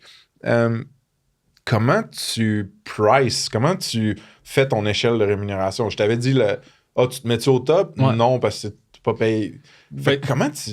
Moi, je me mets pas au top parce que je pense que le top, à San Francisco, il y a énormément de compétition. Puis, c'est là le top, dans le fond. Là, puis, j'ai pas... oui, je me ferme des portes, mais je m'en ouvre 600 puis je m'en ferme une, dans le fond, ou deux.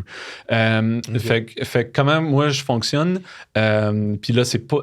Il y a une couple d'ingrédients, dans le fond. Faut que d'abord et avant tout, tu aies une échelle de progression de carrière, dans le fond, qui te donne une bonne idée de où chaque personne est, indépendamment des salaires. Dans le fond, tu te dis, OK, cet ingénieur-là, il a un meilleur impact que cet ingénieur-là. Lui, c'est un level 4, lui, c'est un level 3. Faut que tu sois d'accord là-dessus. Il n'y a pas de chiffre de salaire. Là. Juste, L5, genre, ça monte à combien? C'est à toi de définir ça, mais tu peux aller sur levels.fyi, dans le fond, puis tu as les levels de Microsoft, Amazon, nanana. Fait que tu peux t'inspirer de ça. Fait qu'une structure de seniorité. Ouais, une échelle moi, j'appelle ça une échelle d'impact, dans le fond. C'est faut que tout le monde soit... Le temps passé, c'est pas de m'affaire. C'est ça, parce que si tu veux juger le monde sur leur output, pas sur leur input. Tu veux juger le monde sur qu'est-ce qu'ils livrent et non pas sur combien de temps qu'ils passent. Fait que là, tu sais, combien de temps... c'est ça. Fait que, puis tout le monde devrait être d'accord avec ça. Cette échelle-là devrait être... Tu sais, moi, dans mon rêve, là, c'est que cette échelle-là est publique, puis tout le monde est comme obvious. Genre évidemment, elle est meilleure que lui. Puis une fois que tu as ça, après ça, c'est de dire, bon, ben, on va prendre ça, on va mapper ça à des rôles bien définis qui existent, parce que là, ça, c'est quand même rendu assez standard. Mettons que tu regardes les ingénieurs, c'est quoi un staff engineer? C'est quoi un principal engineer? C'est quoi un senior engineer? Voici les critères, nanana. Fait que tu vas t'ancrer, tu vas mapper ton échelle à ces concepts-là prédéfinis, ou tu vas straight up utiliser ces concepts-là prédéfinis dans ton échelle. Puis après ça, tu vas aller chercher des données. Tu vas aller chercher des données d'un pays, d'une place, d'une géographie, puis tu vas dire, moi, je manque à ça. Fait que chez Capdesk, c'était, mettons, 75e percentile à Londres. Chez Tola, mon objectif, là, on est en financement, tout, là, mon objectif, c'est 50e percentile à SF. Fait que c'est tout. Ça enlève toute discussion. Il n'y a plus de négociation. Il n'y a plus de... Tu peux te négocier juste sur où tu es dans l'échelle. Tu ne peux pas négocier sur le salaire parce que le salaire, il est bien établi. Il va être ajusté en fonction de l'inflation, whatever. Puis à toi de choisir si tu veux te payer $1 US ou $1 local. Puis après ça... moi, je veux pas récompenser le monde qui chiale. Je veux pas récompenser le monde qui s'ostine. Je veux pas que ton salaire soit... Je veux que ton salaire soit basé sur ton impact. Je veux pas que ton salaire soit basé sur le nombre de fois que tu t'ostines à avoir une augmentation, dans le fond. Puis c'est pas si ton salaire est injuste, parlons-en, tu sais, puis on peut discuter, c'est une conversation qu'on peut avoir. Mais je veux pas... Il y a beaucoup d'entreprises, puis je l'ai vécu, moi, que c'était juste si le monde venait chialer que là, j'avais le droit d'aller voir le HR, puis d'aller voir le CFO, puis de dire, yo, là, lui, il menace de s'en aller, fait qu'il faudrait l'augmenter, tu sais. Fait que moi, je veux pas ça parce que ça crée une culture qui célèbre l'ostinage.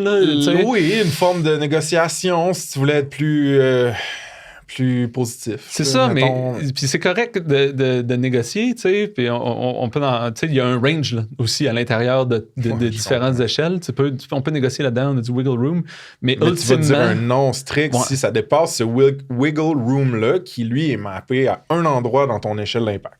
C'est bien résumé? Oui, puis je veux la communiquer d'avance, cette échelle-là. Je veux que le monde il sache, dans le fond. Si je suis capable de l'équipe puis au candidat, dire check, le rôle qu'on est en train d'embaucher, c'est un software engineer niveau 3. Voici le salary band. Genre, dès la première entrevue, moi, je vais avoir cette discussion-là. Tes attentes salariales, fais-tu là-dedans? Oui, non. Non, je veux pas perdre ton temps. Là. Je veux pas essayer de presser le citron.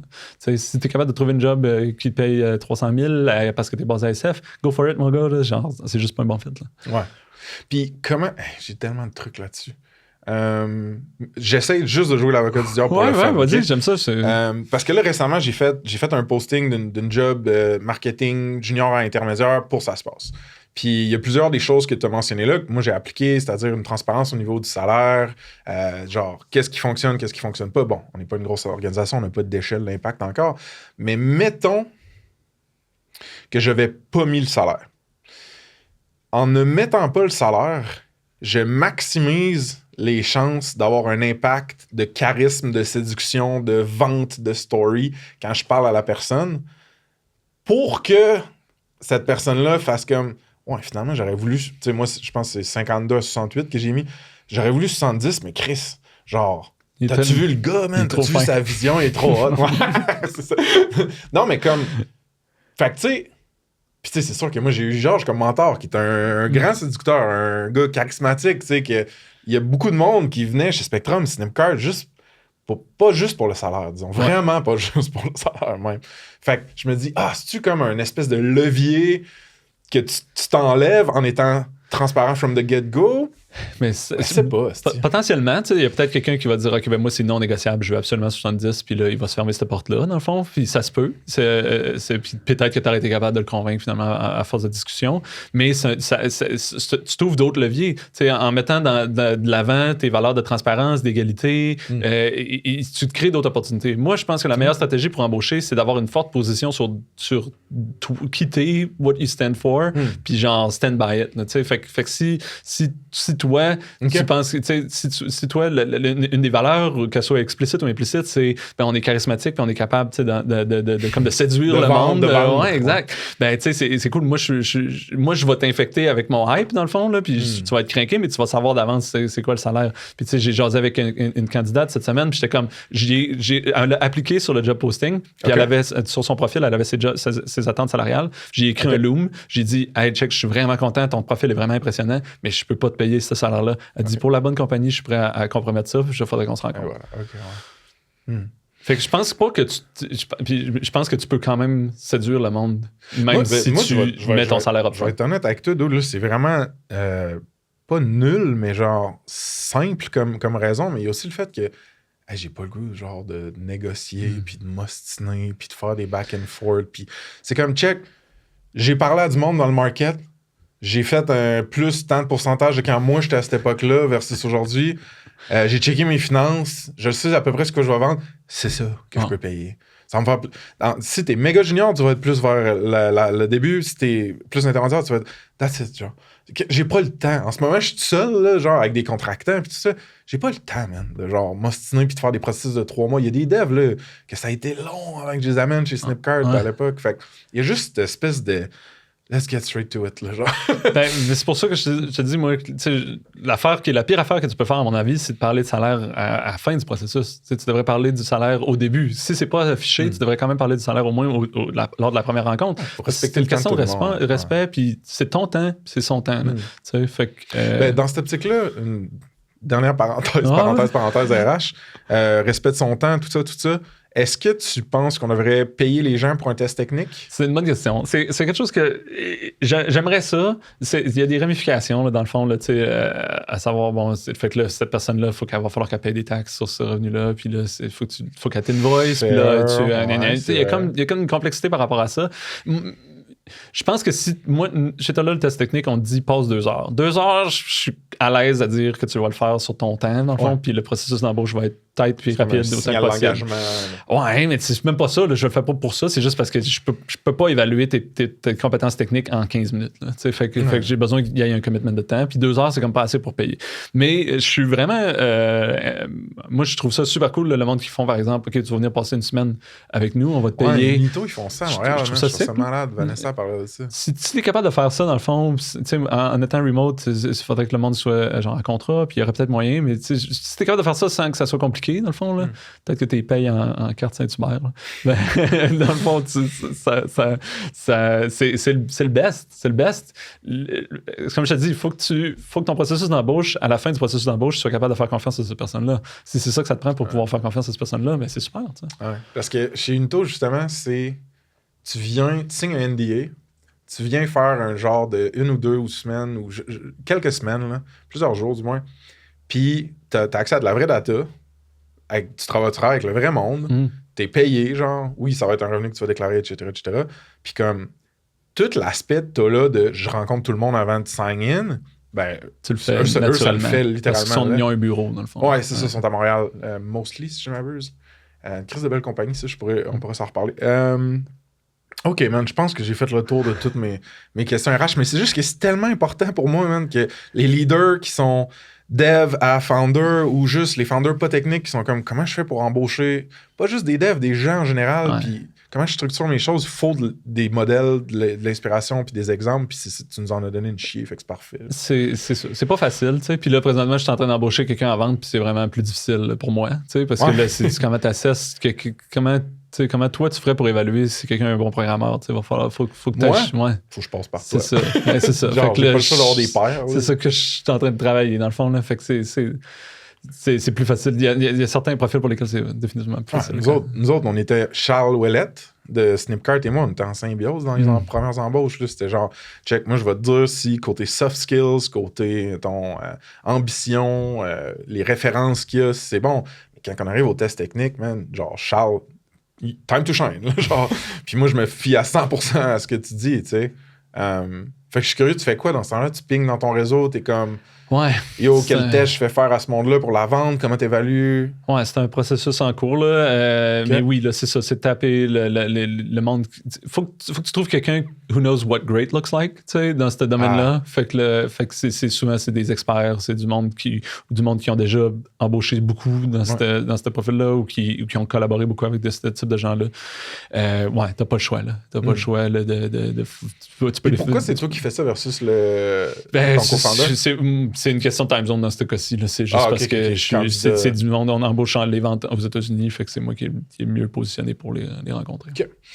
Capdesk, on en a parlé brièvement. T'as fait un petit passage là. T'es allé une année, je pense. Good. T'étais remote? Oui, j'étais remote. C'était encore la pandémie dans ce temps-là. Fait qu'eux aussi étaient remote, mais dans le fond, c'était plus à la mode qu'un commitment. Mais oui, j'étais là 1 an comme CTO à distance. T'as-tu des learnings, des highlights de cette période-là? Ouais. C'est quand même une belle compagnie.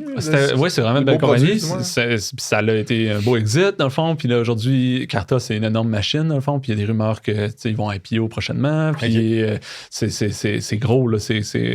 Oui, plein de learning, dans le fond. Un des gros learnings, ça a été justement ils ont dit, bon, on va être remote maintenant. On va embaucher du monde remote. Okay. Parce que ça faisait déjà 5-6 ans que la compagnie existait avant que je rentre. J'étais une des premières embauches là, remote. Il y en avait déjà une couple, quelques-uns. Il y avait déjà un bureau à Londres, il y avait un bureau au Danemark. Mais tu sais, là, c'était comme, OK, on veut vraiment double down sur le remoteness. D'embaucher un CTO remote, c'est un bon statement. Exact. Fait que là, ça, dans le fond, je me suis rendu compte avec un peu de temps qu'il n'y avait pas nécessairement de buy-in, pas aussi fort que je l'aurais voulu sur cette vision-là de la part de tout le monde dans la compagnie. C'était plus une décision top-down qu'une décision commune. Fait que ça, dans le fond, c'est difficile de collaborer avec quelqu'un qui n'est pas vraiment content de travailler avec toi à distance. Dans le fond, c'est déjà il faut que tu te rejoignes dans le milieu, tu n'as pas le choix là, sur ce genre de collaboration-là. Fait que ça... Puis, tu sais, Capdesk, dans le fond, c'était une compagnie qui existait depuis un certain temps déjà, 5-6 ans, comme je disais. Fait que ça a été beaucoup d'apprentissage, là, comment arriver dans cette compagnie-là. Une gaffe que j'ai faite, c'est que j'ai essayé rapidement de changer des choses ou d'amener mon opinion alors que en vérité quand tu commences en upper management dans une compagnie bien établie là, ton premier mois là, fais juste à regarder là. Fais juste écouter, tout t'es full frontal. Moi j'ai bien trop intense là, j'entends gaz là, Guillaume là, mais c'est ça fait que ça me nuit dans le fond personnellement puis professionnellement dans le fond mes idées ils étaient ben trop genre wow le petit nouveau là tu sais comme toi. Fait que ça mais tu sais là aujourd'hui la compagnie va vraiment bien. Puis c'est Vincent qui gère l'engineering là-bas. Puis ils sont vraiment en bonne main. Là, puis ça va super bien aujourd'hui. Mais c'est ça. Puis d'autres débats, là, je te parlais du CFO par rapport à la compensation, puis ce genre de choses-là. Ça a été quelque chose de difficile aussi à pousser, là, dans le fond. C'est des débats constants. Processus d'embauche pour rentrer chez Capdesk, une compagnie comme ça? C'était pas super long. Je connaissais quelqu'un qui était déjà là, avec qui j'avais travaillé chez Pléo, Hacken, qui était un gars de vente, qui était là à l'époque. Puis là, il était quand même, on cherche un CTO, puis on est remote, fait que viens avec nous. Fait que j'ai rencontré, dans le fond, les founders. Il y a 3 founders qui étaient dans la compagnie. Fait que ça a été le fun. Puis après ça, on a tout revampé, là, dans le fond, le processus d'embauche, puis le career ladder. Puis un truc que j'ai trouvé le fun aussi, c'est que après qu'on a fait un nouveau test technique, dans le fond, puis les gens, les reviewers des tests techniques reçoivent l'application anonyme. Ils savent pas c'est qui a fait l'application. Dans le fond, ils reçoivent juste le code, dans le fond, fait que c'était évalué. Les billets, tout ça. Exact. Puis moi, j'ai fait le test technique pour savoir s'il m'aurait embauché après qu'on a échangé le processus, dans le fond, parce que je voulais être sûr. Je voulais que oui, je vais embaucher du monde meilleur que moi, évidemment, mais je voulais être sûr au moins que je me serais pas planté royalement dans le test puis que mes attentes étaient... Non, j'aurais passé. Ouais, j'ai eu la job, ils m'ont gardé. Je me suis gardé. Une autre personne que tu connaissais chez Pléo avec qui tu passes beaucoup de temps aujourd'hui, c'est ton co-founder. Oui, Alan. Son nom? Alan.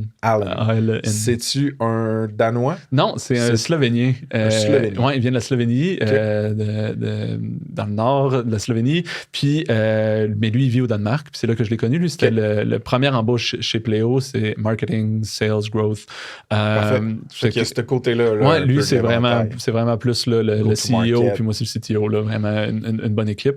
Fait qu'après Pléo, dans le fond, moi, j'étais comme, peut-être que je vais me partir d'une compagnie. Finalement, j'ai joiné Capdesk, puis là, ça me trottait encore dans la tête. Puis on a commencé à se parler à Alan, puis Alan est quitté peut-être 6 mois après moi. Puis on a gardé contact, puis éventuellement, on a dit, on pourrait peut-être partir d'une compagnie ensemble. Puis c'est pour ça que je suis parti de Capdesk. OK. Unboxons un petit peu ça.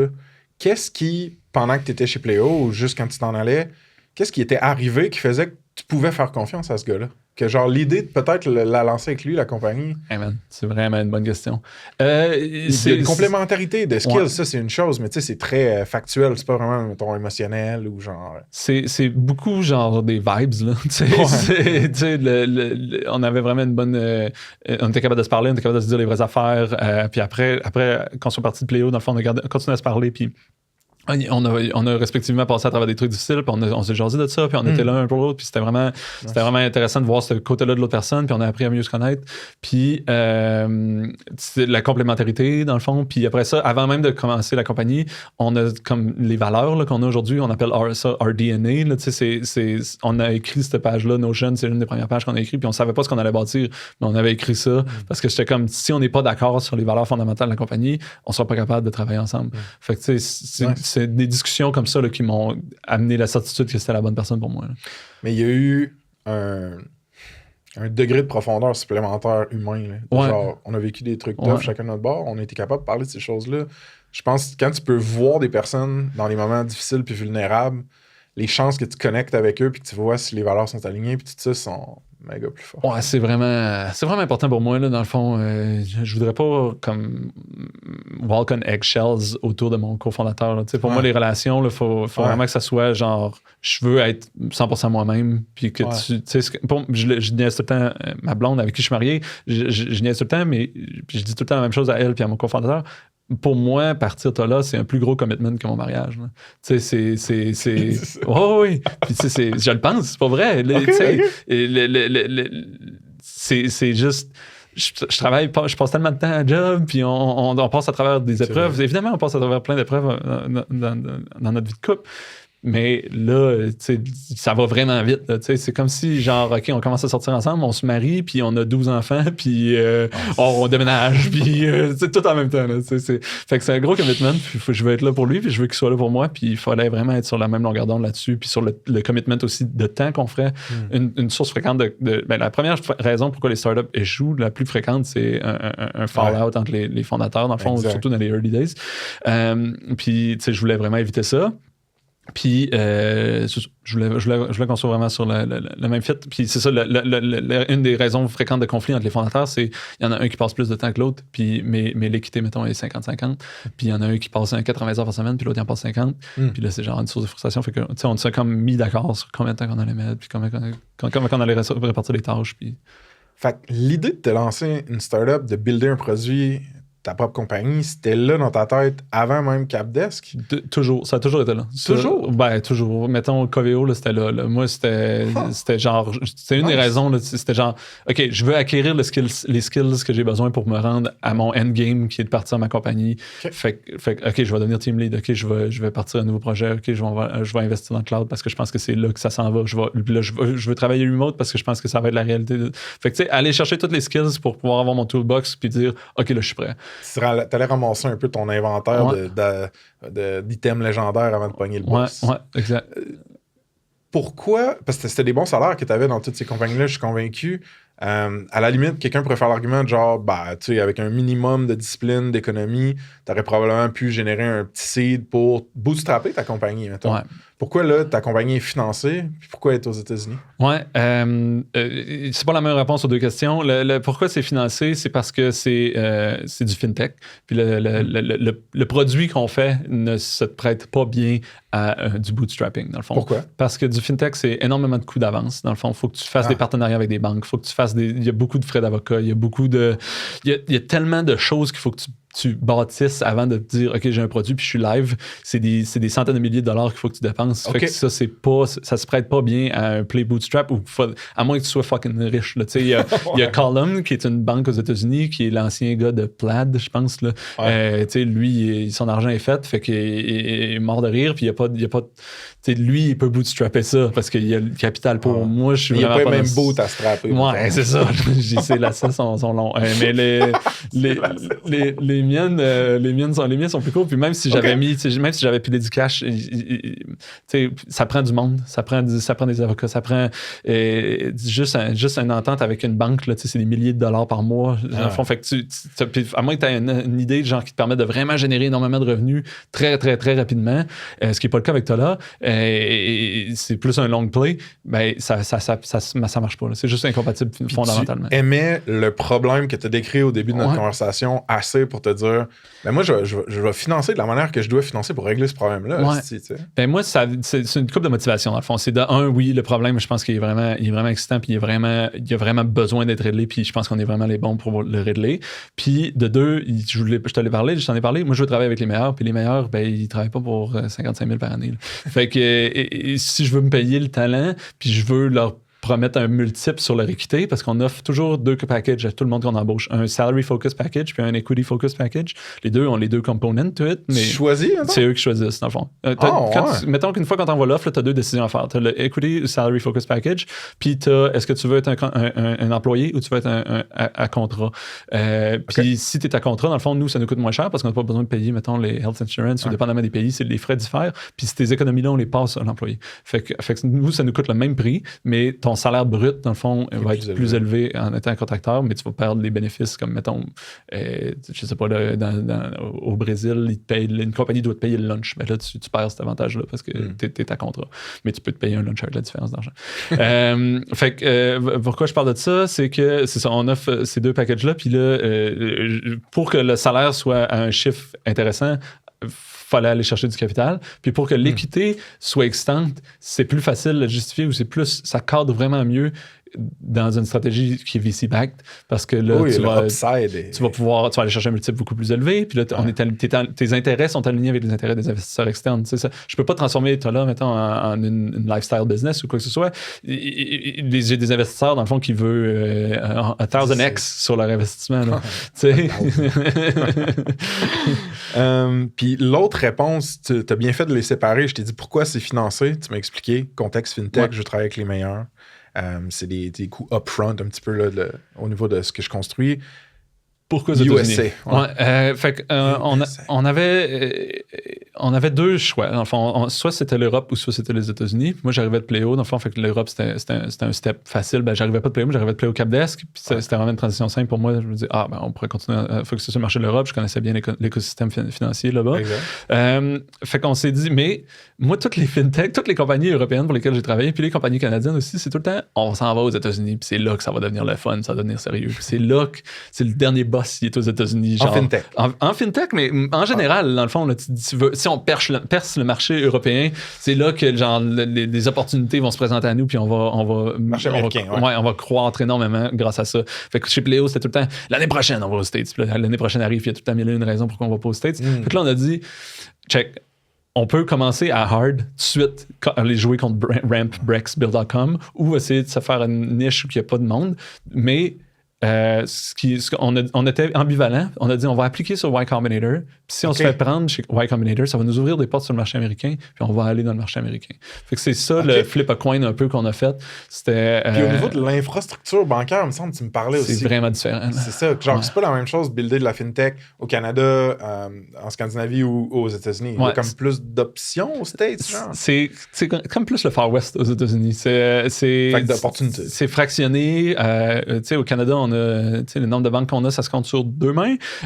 Aux États-Unis, dans le fond, c'est des milliers de banques qu'il y a. Fait que là, fait que c'est ultra fractionné. Fait qu'il n'y a pas comme des initiatives gouvernementales qui peuvent forcer les banques à suivre un certain standard. Si tu es en Europe, dans le fond, il y a des standards imposé par l'Union européenne, une banque doit avoir cet API-là qui permet de faire ça. Fait que là, tout arrive là-dedans, puis il y a déjà des joueurs qui vont te simplifier vraiment la vie, puis les attentes technologiques sont préétablies, puis il y a des fines, des amendes si la banque ne suit pas les règles, puis Fait que ça simplifie plein de choses. Les payment rails en Europe sont super modernes. Dans le fond, tu peux, mettons, au UK, qui est plus en Europe, mais en tout cas, tu peux transférer de l'argent en secondes ou en minutes, alors qu'aux États-Unis, dans le fond, c'est des jours là, que bouger l'argent d'une personne à une autre. Fait que les règles sont vraiment différentes, l'infrastructure est vraiment différente, le marché est vraiment plus fractionné. Aux États-Unis, les lois ont tendance à être en retard. Les gens demandent plus pardon qu'ils demandent permission. Fait que fait qu'il y a beaucoup d'innovateurs, dans le fond, qui move fast, break things, puis que finalement, dans le fond, là, après ça, les lois se concrétisent. Comme là, ils viennent de passer des lois qui ne s'appliquent pas à nous parce que c'est pas ça qu'on fait, mais pour le Buy Now, Pay Later consumer, là, les Klarna de ce monde. Afterpay. Exact. Fait que là, eux, dans le fond, là, ça commence à être... les taux commencent à se resserrer sur ces joueurs-là alors qu'ils ont innové dans de quoi. Puis, alors que si tu te lances là-dedans aujourd'hui, ben là, tu vas devoir te plier à des règles qui sont plus strictes que quand un Afterpay a commencé aux États-Unis. Fait qu'il y a comme, c'est comme un autre mindset, dans le fond, aux States. Mais avec YC, dans le fond, ça nous a donné beaucoup de crédibilité auprès des joueurs établis qui fournissent des infrastructures. Puis ça nous a donné aussi des contacts très forts avec certains avocats, certains cabinets d'avocats. Fait pas juste les investisseurs puis le capital, mais aussi comme les gens qui connaissent les règles du jeu un peu. Puis qui peuvent nous aider à, ce qu'on veut faire, ça se fait-tu, genre? Puis c'est-tu légal? Puis qu'est-ce que ça implique, puis quelle licence faut aller chercher, puis... Fait que ici, ta motivation, elle est là, ça a été ça aussi, le réseau, le capital. Aviez-vous, ça finit par le démoder? C'est-tu là que tu as levé ton premier capital? Ou? Non, en fait, notre ronde de financement de notre seed a été leadé par Sequoia Capital. Puis ça a été levé avant le Demo Day. On avait déjà closé 5 millions, je pense. C'est typique, ça, de lever avant le Demo Day? Ça dépend. Là, ça dépend du monde. Nous, on a utilisé Demo Day comme un leverage pour... Ton meilleur outil pour lever du capital, c'est le FOMO. Fear of missing out. Ouais, le fear of missing out. Fait que nous, c'était comme, ben là, Demo Day, ça va peut-être être... On va avoir pas mal d'intérêt. On va se remplir. Ouais, c'est ça. Fait que c'est qu'ils ont voulu preempt Demo Day. Dans le fond, puis après ça, on a pitché à Demo Day, puis on a eu de l'intérêt d'investisseurs. Mais c'était comme, non, on a déjà closé notre ronde. Puis... Ça, c'était des véhicules d'investissement, genre des safes. Ouais, c'est des safes. C'est classé sur le pre-seed ou ouais, seed? C'est un pre-seed qu'on a levé, puis là, on est en train de lever un seed où c'est juste une question de framing. Là, tu peux dire un seed puis une seed extension, mais c'est tout des safes. OK, c'est ça. Ouais, on n'a pas de board. Dans le fond, aujourd'hui, tu as là, le board, c'est moi et mon cofondateur. Puis on n'a pas fait de priced round, là. On n'a pas fait de série A. Il n'y a pas une valorisation concrète. Il y a une valorisation concrète qui est nécessaire pareil, parce que quand tu fais un safe, il faut quand même que tu aies une valorisation pour aussi, quand tu donnes l'équité à tes employés, dans le fond, il faut qu'il y ait un strike price. Puis le strike price, il est basé sur... oui, il faut aller chercher ce qu'on appelle un 409A, là, qui est une évaluation faite par un... Tierce partie. Ouais, exact. Ouais, c'est ça que Douda avait fait pour leur série D aussi. Mais attends un peu, là, je suis un peu confus parce que dans le fond, quand que le safe était mis là, au début du journey d'une compagnie financée, le but de ça, c'est de réduire la paperasse, d'être founder-friendly, d'avoir dire, regarde, je mets de l'argent, mais cet argent-là me reviendra ou se convertira en équité là, quand tu feras une vraie priced round, qui a une vraie valeur, entre guillemets, de mise dessus. Fait que là, avant ça, l'espèce de valo que tu dois faire par la tierce partie 409K. Ouais, 409A. 409A. 409A. 409A, merci. Ça, c'est-tu de la merde, genre? C'est-tu boiteux? C'est un peu finger in the air, là, tu sais. Okay. Mais tu sais, c'est des trucs qui sont... Nous, on utilise Carta, on en a parlé, Carta qui a acheté Capdesk. Carta, ils offrent ces services-là, dans le fond, à travers des... Tu mets ton cap table. C'est pas la partie que je suis le plus éduqué puis que je suis le plus expert, là, mais ça n'a pas été trop un gros mal de tête. Là. Mais c'est quelque chose qu'il faut que tu fasses, puis il faut que tu fasses régulièrement, dans le fond, surtout quand ta valuation change. Comme là, on va lever du capital, ben là, on va falloir faire une autre évaluation. Qu'est-ce qui a changé pour toi, mettons, psychologiquement ou logistiquement, depuis que c'est toi le founder, le co-founder, puis c'est pas... Tu rentres pas dans une compagnie existante, c'est ta compagnie, tu l'as créée? Beaucoup de choses. C'est tellement pas la même game. Là. En rafale... la première affaire, dans le fond, qui a changé, c'est que c'est moi qui décide. Fait que beaucoup de temps dans ma carrière, ça a été d'essayer de convaincre du C-level de faire X, Y, Z. J'ai parlé de plusieurs hot takes aujourd'hui. Fait que c'est pas tout le monde dans le management qui buy-in de ces idées-là puis ces visions-là. C'est moi le C. Là, c'est moi qui décide. Puis mon cofondateur, comme je disais, est très aligné avec moi puis mes valeurs. Fait que, ensemble, on n'a vraiment pas de difficulté à s'aligner sur, mettons, les compensations qu'on a parlé aujourd'hui. Fait que ça, c'est une grosse affaire. Une autre grosse affaire, c'est que, tu sais, je suis habitué de mettre plusieurs chapeaux, mais là, je mets vraiment plusieurs chapeaux. Là, tu sais, je te parlais que j'embauchais du monde en vente. C'est pas quelque chose que j'aurais eu à faire dans une autre entreprise. Là, CTO chez Capdesk, j'avais pas besoin de parler au monde de vente. Fait que là, tu sais, là, c'est ça. Un autre volet, c'est la vision d'entreprise. Tu sais, la vision d'entreprise, elle vient souvent du top. Dans le fond, là, c'est à moi de définir où c'est qu'on s'en va, où qu'on va être dans 5 ans, qu'est-ce qu'on bâtit, pour qui, c'est quoi notre ideal customer profile. Toutes des questions qui m'intéressaient, mais que j'avais pas à répondre. Là c'est à moi et mon cofondateur de genre s'assurer. Ouais, c'est excitant, c'est vraiment trippant. C'est du nouveau stock, c'est des challenges, c'est des apprentissages, mais c'est... Ça te met-tu une pression de plus, le fait de, genre, plus de responsabilité, I guess? T'as du staff, tu sais, genre? Ouais, c'est sûr. Là. Ça, c'est un autre gros volet, là, dans le fond, là, c'est... Tu sais, là... Quand t'es CTO, dans le fond, tu veux que le monde, tu veux que ton équipe elle soit craquée, puis que le produit aille bien, puis nanana. Mais tu t'es pas stressé de genre, OK, ben là, si genre on prend le mauvais bet, la compagnie elle meurt, tu sais. Mais là, quand t'es founder, je m'attends pas à ce que la compagnie meure demain matin, mais t'as quand même énormément, tu sais, t'as les mains sur le volant, puis c'est genre, OK, ben là, je veux prendre le bon chemin là, dans l'intersection. Fait que beaucoup de pression par rapport à ça. Puis aussi, tu sais, il y a un volet aussi de genre la perception que les autres ont de moi. Là. Si moi, je suis quelqu'un avec beaucoup d'opinions, puis j'ai une grande gueule, fait que je vais parler de trucs, mais avant, dans le fond, mettons à l'extrême, à titre d'IC, tu dis, on devrait essayer ça. Genre, puis là, le monde, ils vont faire, OK, whatever, ou ils vont dire peut-être, ou il y a quelqu'un qui va prendre ça, puis qui va l'essayer, ou whatever. Tu sais, ça a peu d'impact, ça ripple, le blast effect, le area of effect est petit. Mais si CTO, le co-founder dit, on devrait essayer ça, là, d'un coup, le monde sont comme, OK, on essaie de ça, là, qu'est-ce que genre, faut-tu vraiment le faire? C'est ça la priorité maintenant? Fait que faut que j'apprenne à moins parler. Dans le fond, de moduler tes communications. Ouais, c'est quand que je m'exprime, il faut que ça soit high intent, puis que ça soit. J'aime ça. Ouais. C'est hot, man. Je trouve ça tellement malade, man, que tu prennes ce step-là. La carrière que tu as eue est incroyable, mais le step de dire, hey, man, je laisse à ST, man. J'y vais all-in, puis je le sais que t'es all-in. Fait que je suis content, man, de t'en parler en profondeur. T'as-tu l'impression d'avoir des unfair advantage, des blind spots comme founder? Ben, j'ai parlé de l'embauche, là, je pense que ça, je suis bon. Le hype, dans le fond, injecter de l'énergie dans du monde, là, ça amène-en, dans le fond, je vais craquer le monde.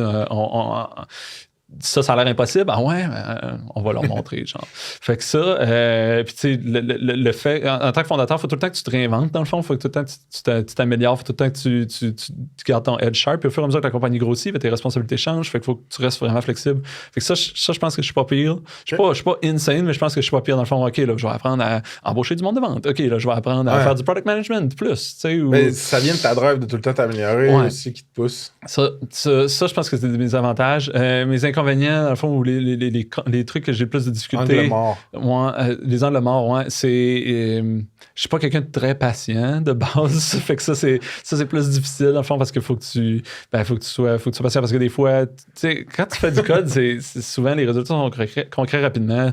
J'ai optimisé cette requête SQL-là, check le graphique, il a changé instantanément. Là, si tu fais des initiatives marketing ou des stratégies de vente ou des positionnements de produits, c'est des initiatives beaucoup plus lentes. Puis je suis pas c'est là maintenant que ça tombe un peu dans ma cour en partie ou que j'ai un mot à dire sur ces projets-là. Il faut que j'apprenne à me calmer dans le fond. Puis aussi, ben, c'est ça, le mort, comme je parlais, là, dans le fond, de moins me prononcer sur tout, puis juste laisser plus de place au monde aussi. Là, ouais. Parce que quand, mettons, t'es dans une thread Slack là, avec ton chum ou sur un problème ou il y a un bug en prod ou whatever, puis là, le founder débarque, puis il est comme, on doit processer ça, nanana. C'est comme tannant, dans le fond. Tandis que si c'est un IC qui débarque dans la thread, puis qui est comme, on va essayer ça, c'est comme, de l'aide, nice. Fait qu'il faut que j'ajuste mon comportement, dans le fond. C'est un peu ça, c'est encore un apprentissage en cours. Ouais. Spécial. Là, t'as pu. Clairement, tu es un triple culture remote, tu as été un champion de ça dans les compagnies où tu as occupé un rôle. Là, c'est ta compagnie. Fait que tu avais une blank slate de designer la culture remote comme tu voulais. Juste rapidement, ça ressemble à quoi en snapshot, la culture remote chez toi là? Ouais, dans le fond, on a du monde de Suède à Californie sur différents fuseaux horaires.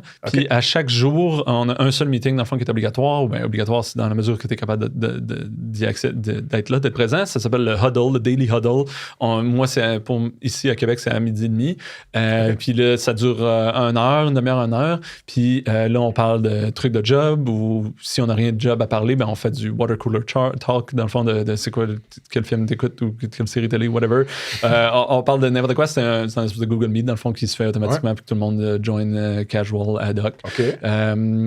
Puis, fait que ça, dans le fond, c'est comme ça un peu qu'on crée des liens puis qu'on apprend un peu c'est quoi qui se passe dans la vie des gens. Sinon, on a plein de channels, dans le fond. On a un channel de musique, on a un channel d'AI, mais pour parler on a plein de channels, dans le fond, de trucs qui passionnent les gens ou qui peuvent se connecter puis apprendre au-delà c'est ça, tu sais. C'est des channels là, qui sont comme tagués random, dans le fond, puis ça, tu sais, il n'y a pas de règles là-dedans, puis si tu veux parler de gaming, mais vas-y, tu sais, il y a pas de problème. Fait que ça, c'est une autre façon de tisser des liens. Puis après ça, ben, le plus gros affaire qu'on fait, c'est que malgré que j'adore le travail remote puis que j'y crois vraiment, il y a quand même un besoin qui est de se rencontrer physiquement de temps en temps. Il y a comme une espèce de dette pas technique, une dette humaine qui s'accumule avec le temps, qu'il faut que tu repayes, puis que tu la repayes en te regardant dans les yeux puis en te serrant la main, dans le fond. Puis ça, cette dette-là, dans le fond, comment on la paye, nous, chez Tola, c'est à tous les 4 mois, on se rassemble physiquement à une place. C'est que c'est en mai, en septembre et en janvier, puis on alterne alterne une fois en Europe et une fois en Amérique. Puis on loue une place là, puis on loue des chars, puis on fait un hackathon, puis on planifie c'est quoi les prochains projets. Comment ça s'appelle, ça? Ça s'appelle Tollapalooza. Le Tollapalooza. J'aime juste ça l'entendre. C'est très cool, man. On va aller sur notre closing. J'ai le goût d'ouvrir un petit peu plus philosophique. Tu sais, t'as un sacré beau parcours, je te l'ai dit. Y a-tu des conseils que tu pourrais donner, mettons, rapid fire à des jeunes qui veulent devenir dev ou pique lui que tu veux, dev qui veulent devenir founders? Pour les devs qui veulent devenir founders, dans le fond, c'est vraiment important de t'entourer de gens qui sont capables de te coacher sur toutes les skills que tu vas avoir besoin, dans le fond, parce que tu peux pas juste devenir founder puis dire, OK, ben moi, je suis bon pour coder. Là. Ça sera pas suffisant, dans le fond. Faut que tu sois un very wide T-person, dans le fond. Tu sais, des skills de surface sur une vaste étendue de problèmes, puis des skills très profonds sur tout ce qui est la construction de produits. Ça. Puis mon deuxième conseil, ça serait c'est difficile le job de founder dans le fond. Là. C'est le founder de Nvidia qui disait qu'il ne le referait pas si c'était à refaire. Genre, mais le gars, il est fucking riche comme ça se peut pas. Là. Il se mouche avec ses dollars en pleurant qu'il ne le referait pas. Mais mon point par rapport à ça, c'est prends un projet que ça va être tough. Puis il y a des matins que tu n'auras pas envie de te lever. Prends un projet, entoure-toi de gens qui te donnent le goût de te lever le matin, dans le fond. Okay. Faites quoi là, qui, genre, t'es craqué fondamentalement à le faire, même quand toutes les odds sont contre toi. Là. Guillaume, c'est un excellent conseil. Je sais for a fact, j'essaie de miner pour une information en particulier. Je sais for a fact que tu aides des plus jeunes. Ouais. Tu veux-tu me faire une plug là-dessus, s'il te plaît? Ouais. J'utilise une plateforme québécoise qui s'appelle Academos, tu te fais connecter anonymement avec des jeunes, dans le fond. Je sais pas c'est quoi les ranges d'âge, mais tu sais, ça va genre de 12 ans à genre de cégep. Puis c'est du monde. Moi, j'ai mon profil, il est là, puis eux, ils peuvent m'envoyer des messages. Fait que j'ai mon profil, dans le fond, si tu veux parler de techno, tu veux parler de code, tu sais pas c'est quoi la programmation. Moi, quand j'étais jeune, je savais pas trop c'est quoi ça fait un ingénieur logiciel, je savais pas, genre ça m'a pris vraiment du temps, ça m'a pris des stages en fait avant que je sache vraiment c'est quoi que ça fait. Fait que si je peux donner cette information là à des jeunes, ça va me faire plaisir. Fait que le monde ils m'écrivent genre hey, je sais pas si je devrais m'en aller en informatique ou c'est dans une question que j'ai beaucoup, c'est est-ce qu'il va y avoir encore de la programmation ou ben ça va tout être écrit par des intelligences artificielles, tu sais. Fait que tu sais si t'as des jeunes ressources. Ben j'essaie d'aider le monde. Dans le fond, j'essaie comme en titre d'employeur, dans la vie, en général, j'essaie d'offrir aux gens ce que j'aurais aimé avoir, dans le fond. Tu sais, c'est what would Guillaume want, là. C'est un peu ma motivation. Fait que ça, j'aurais vraiment aimé ça, avoir accès à quelqu'un qui est déjà sur le marché et qui connaît la réalité pour pouvoir lui demander, quand je suis au cégep, en train de faire une des décisions les plus importantes de ma vie, de quelle carrière je vais faire, tu sais, j'aurais aimé ça, avoir accès à ce genre de ressources-là. Puis que ça soit pas juste dumb luck de tomber en tech comme j'ai été chanceux. Ça, là. Genre... est-ce que les gens, s'ils ont des questions ou ils veulent t'en parler plus, Guillaume Simard sur LinkedIn, c'est good? LinkedIn à fond, connecté. Puis t'as-tu des ça va prendre mon email, là, c'est guillaume@tollahq.com.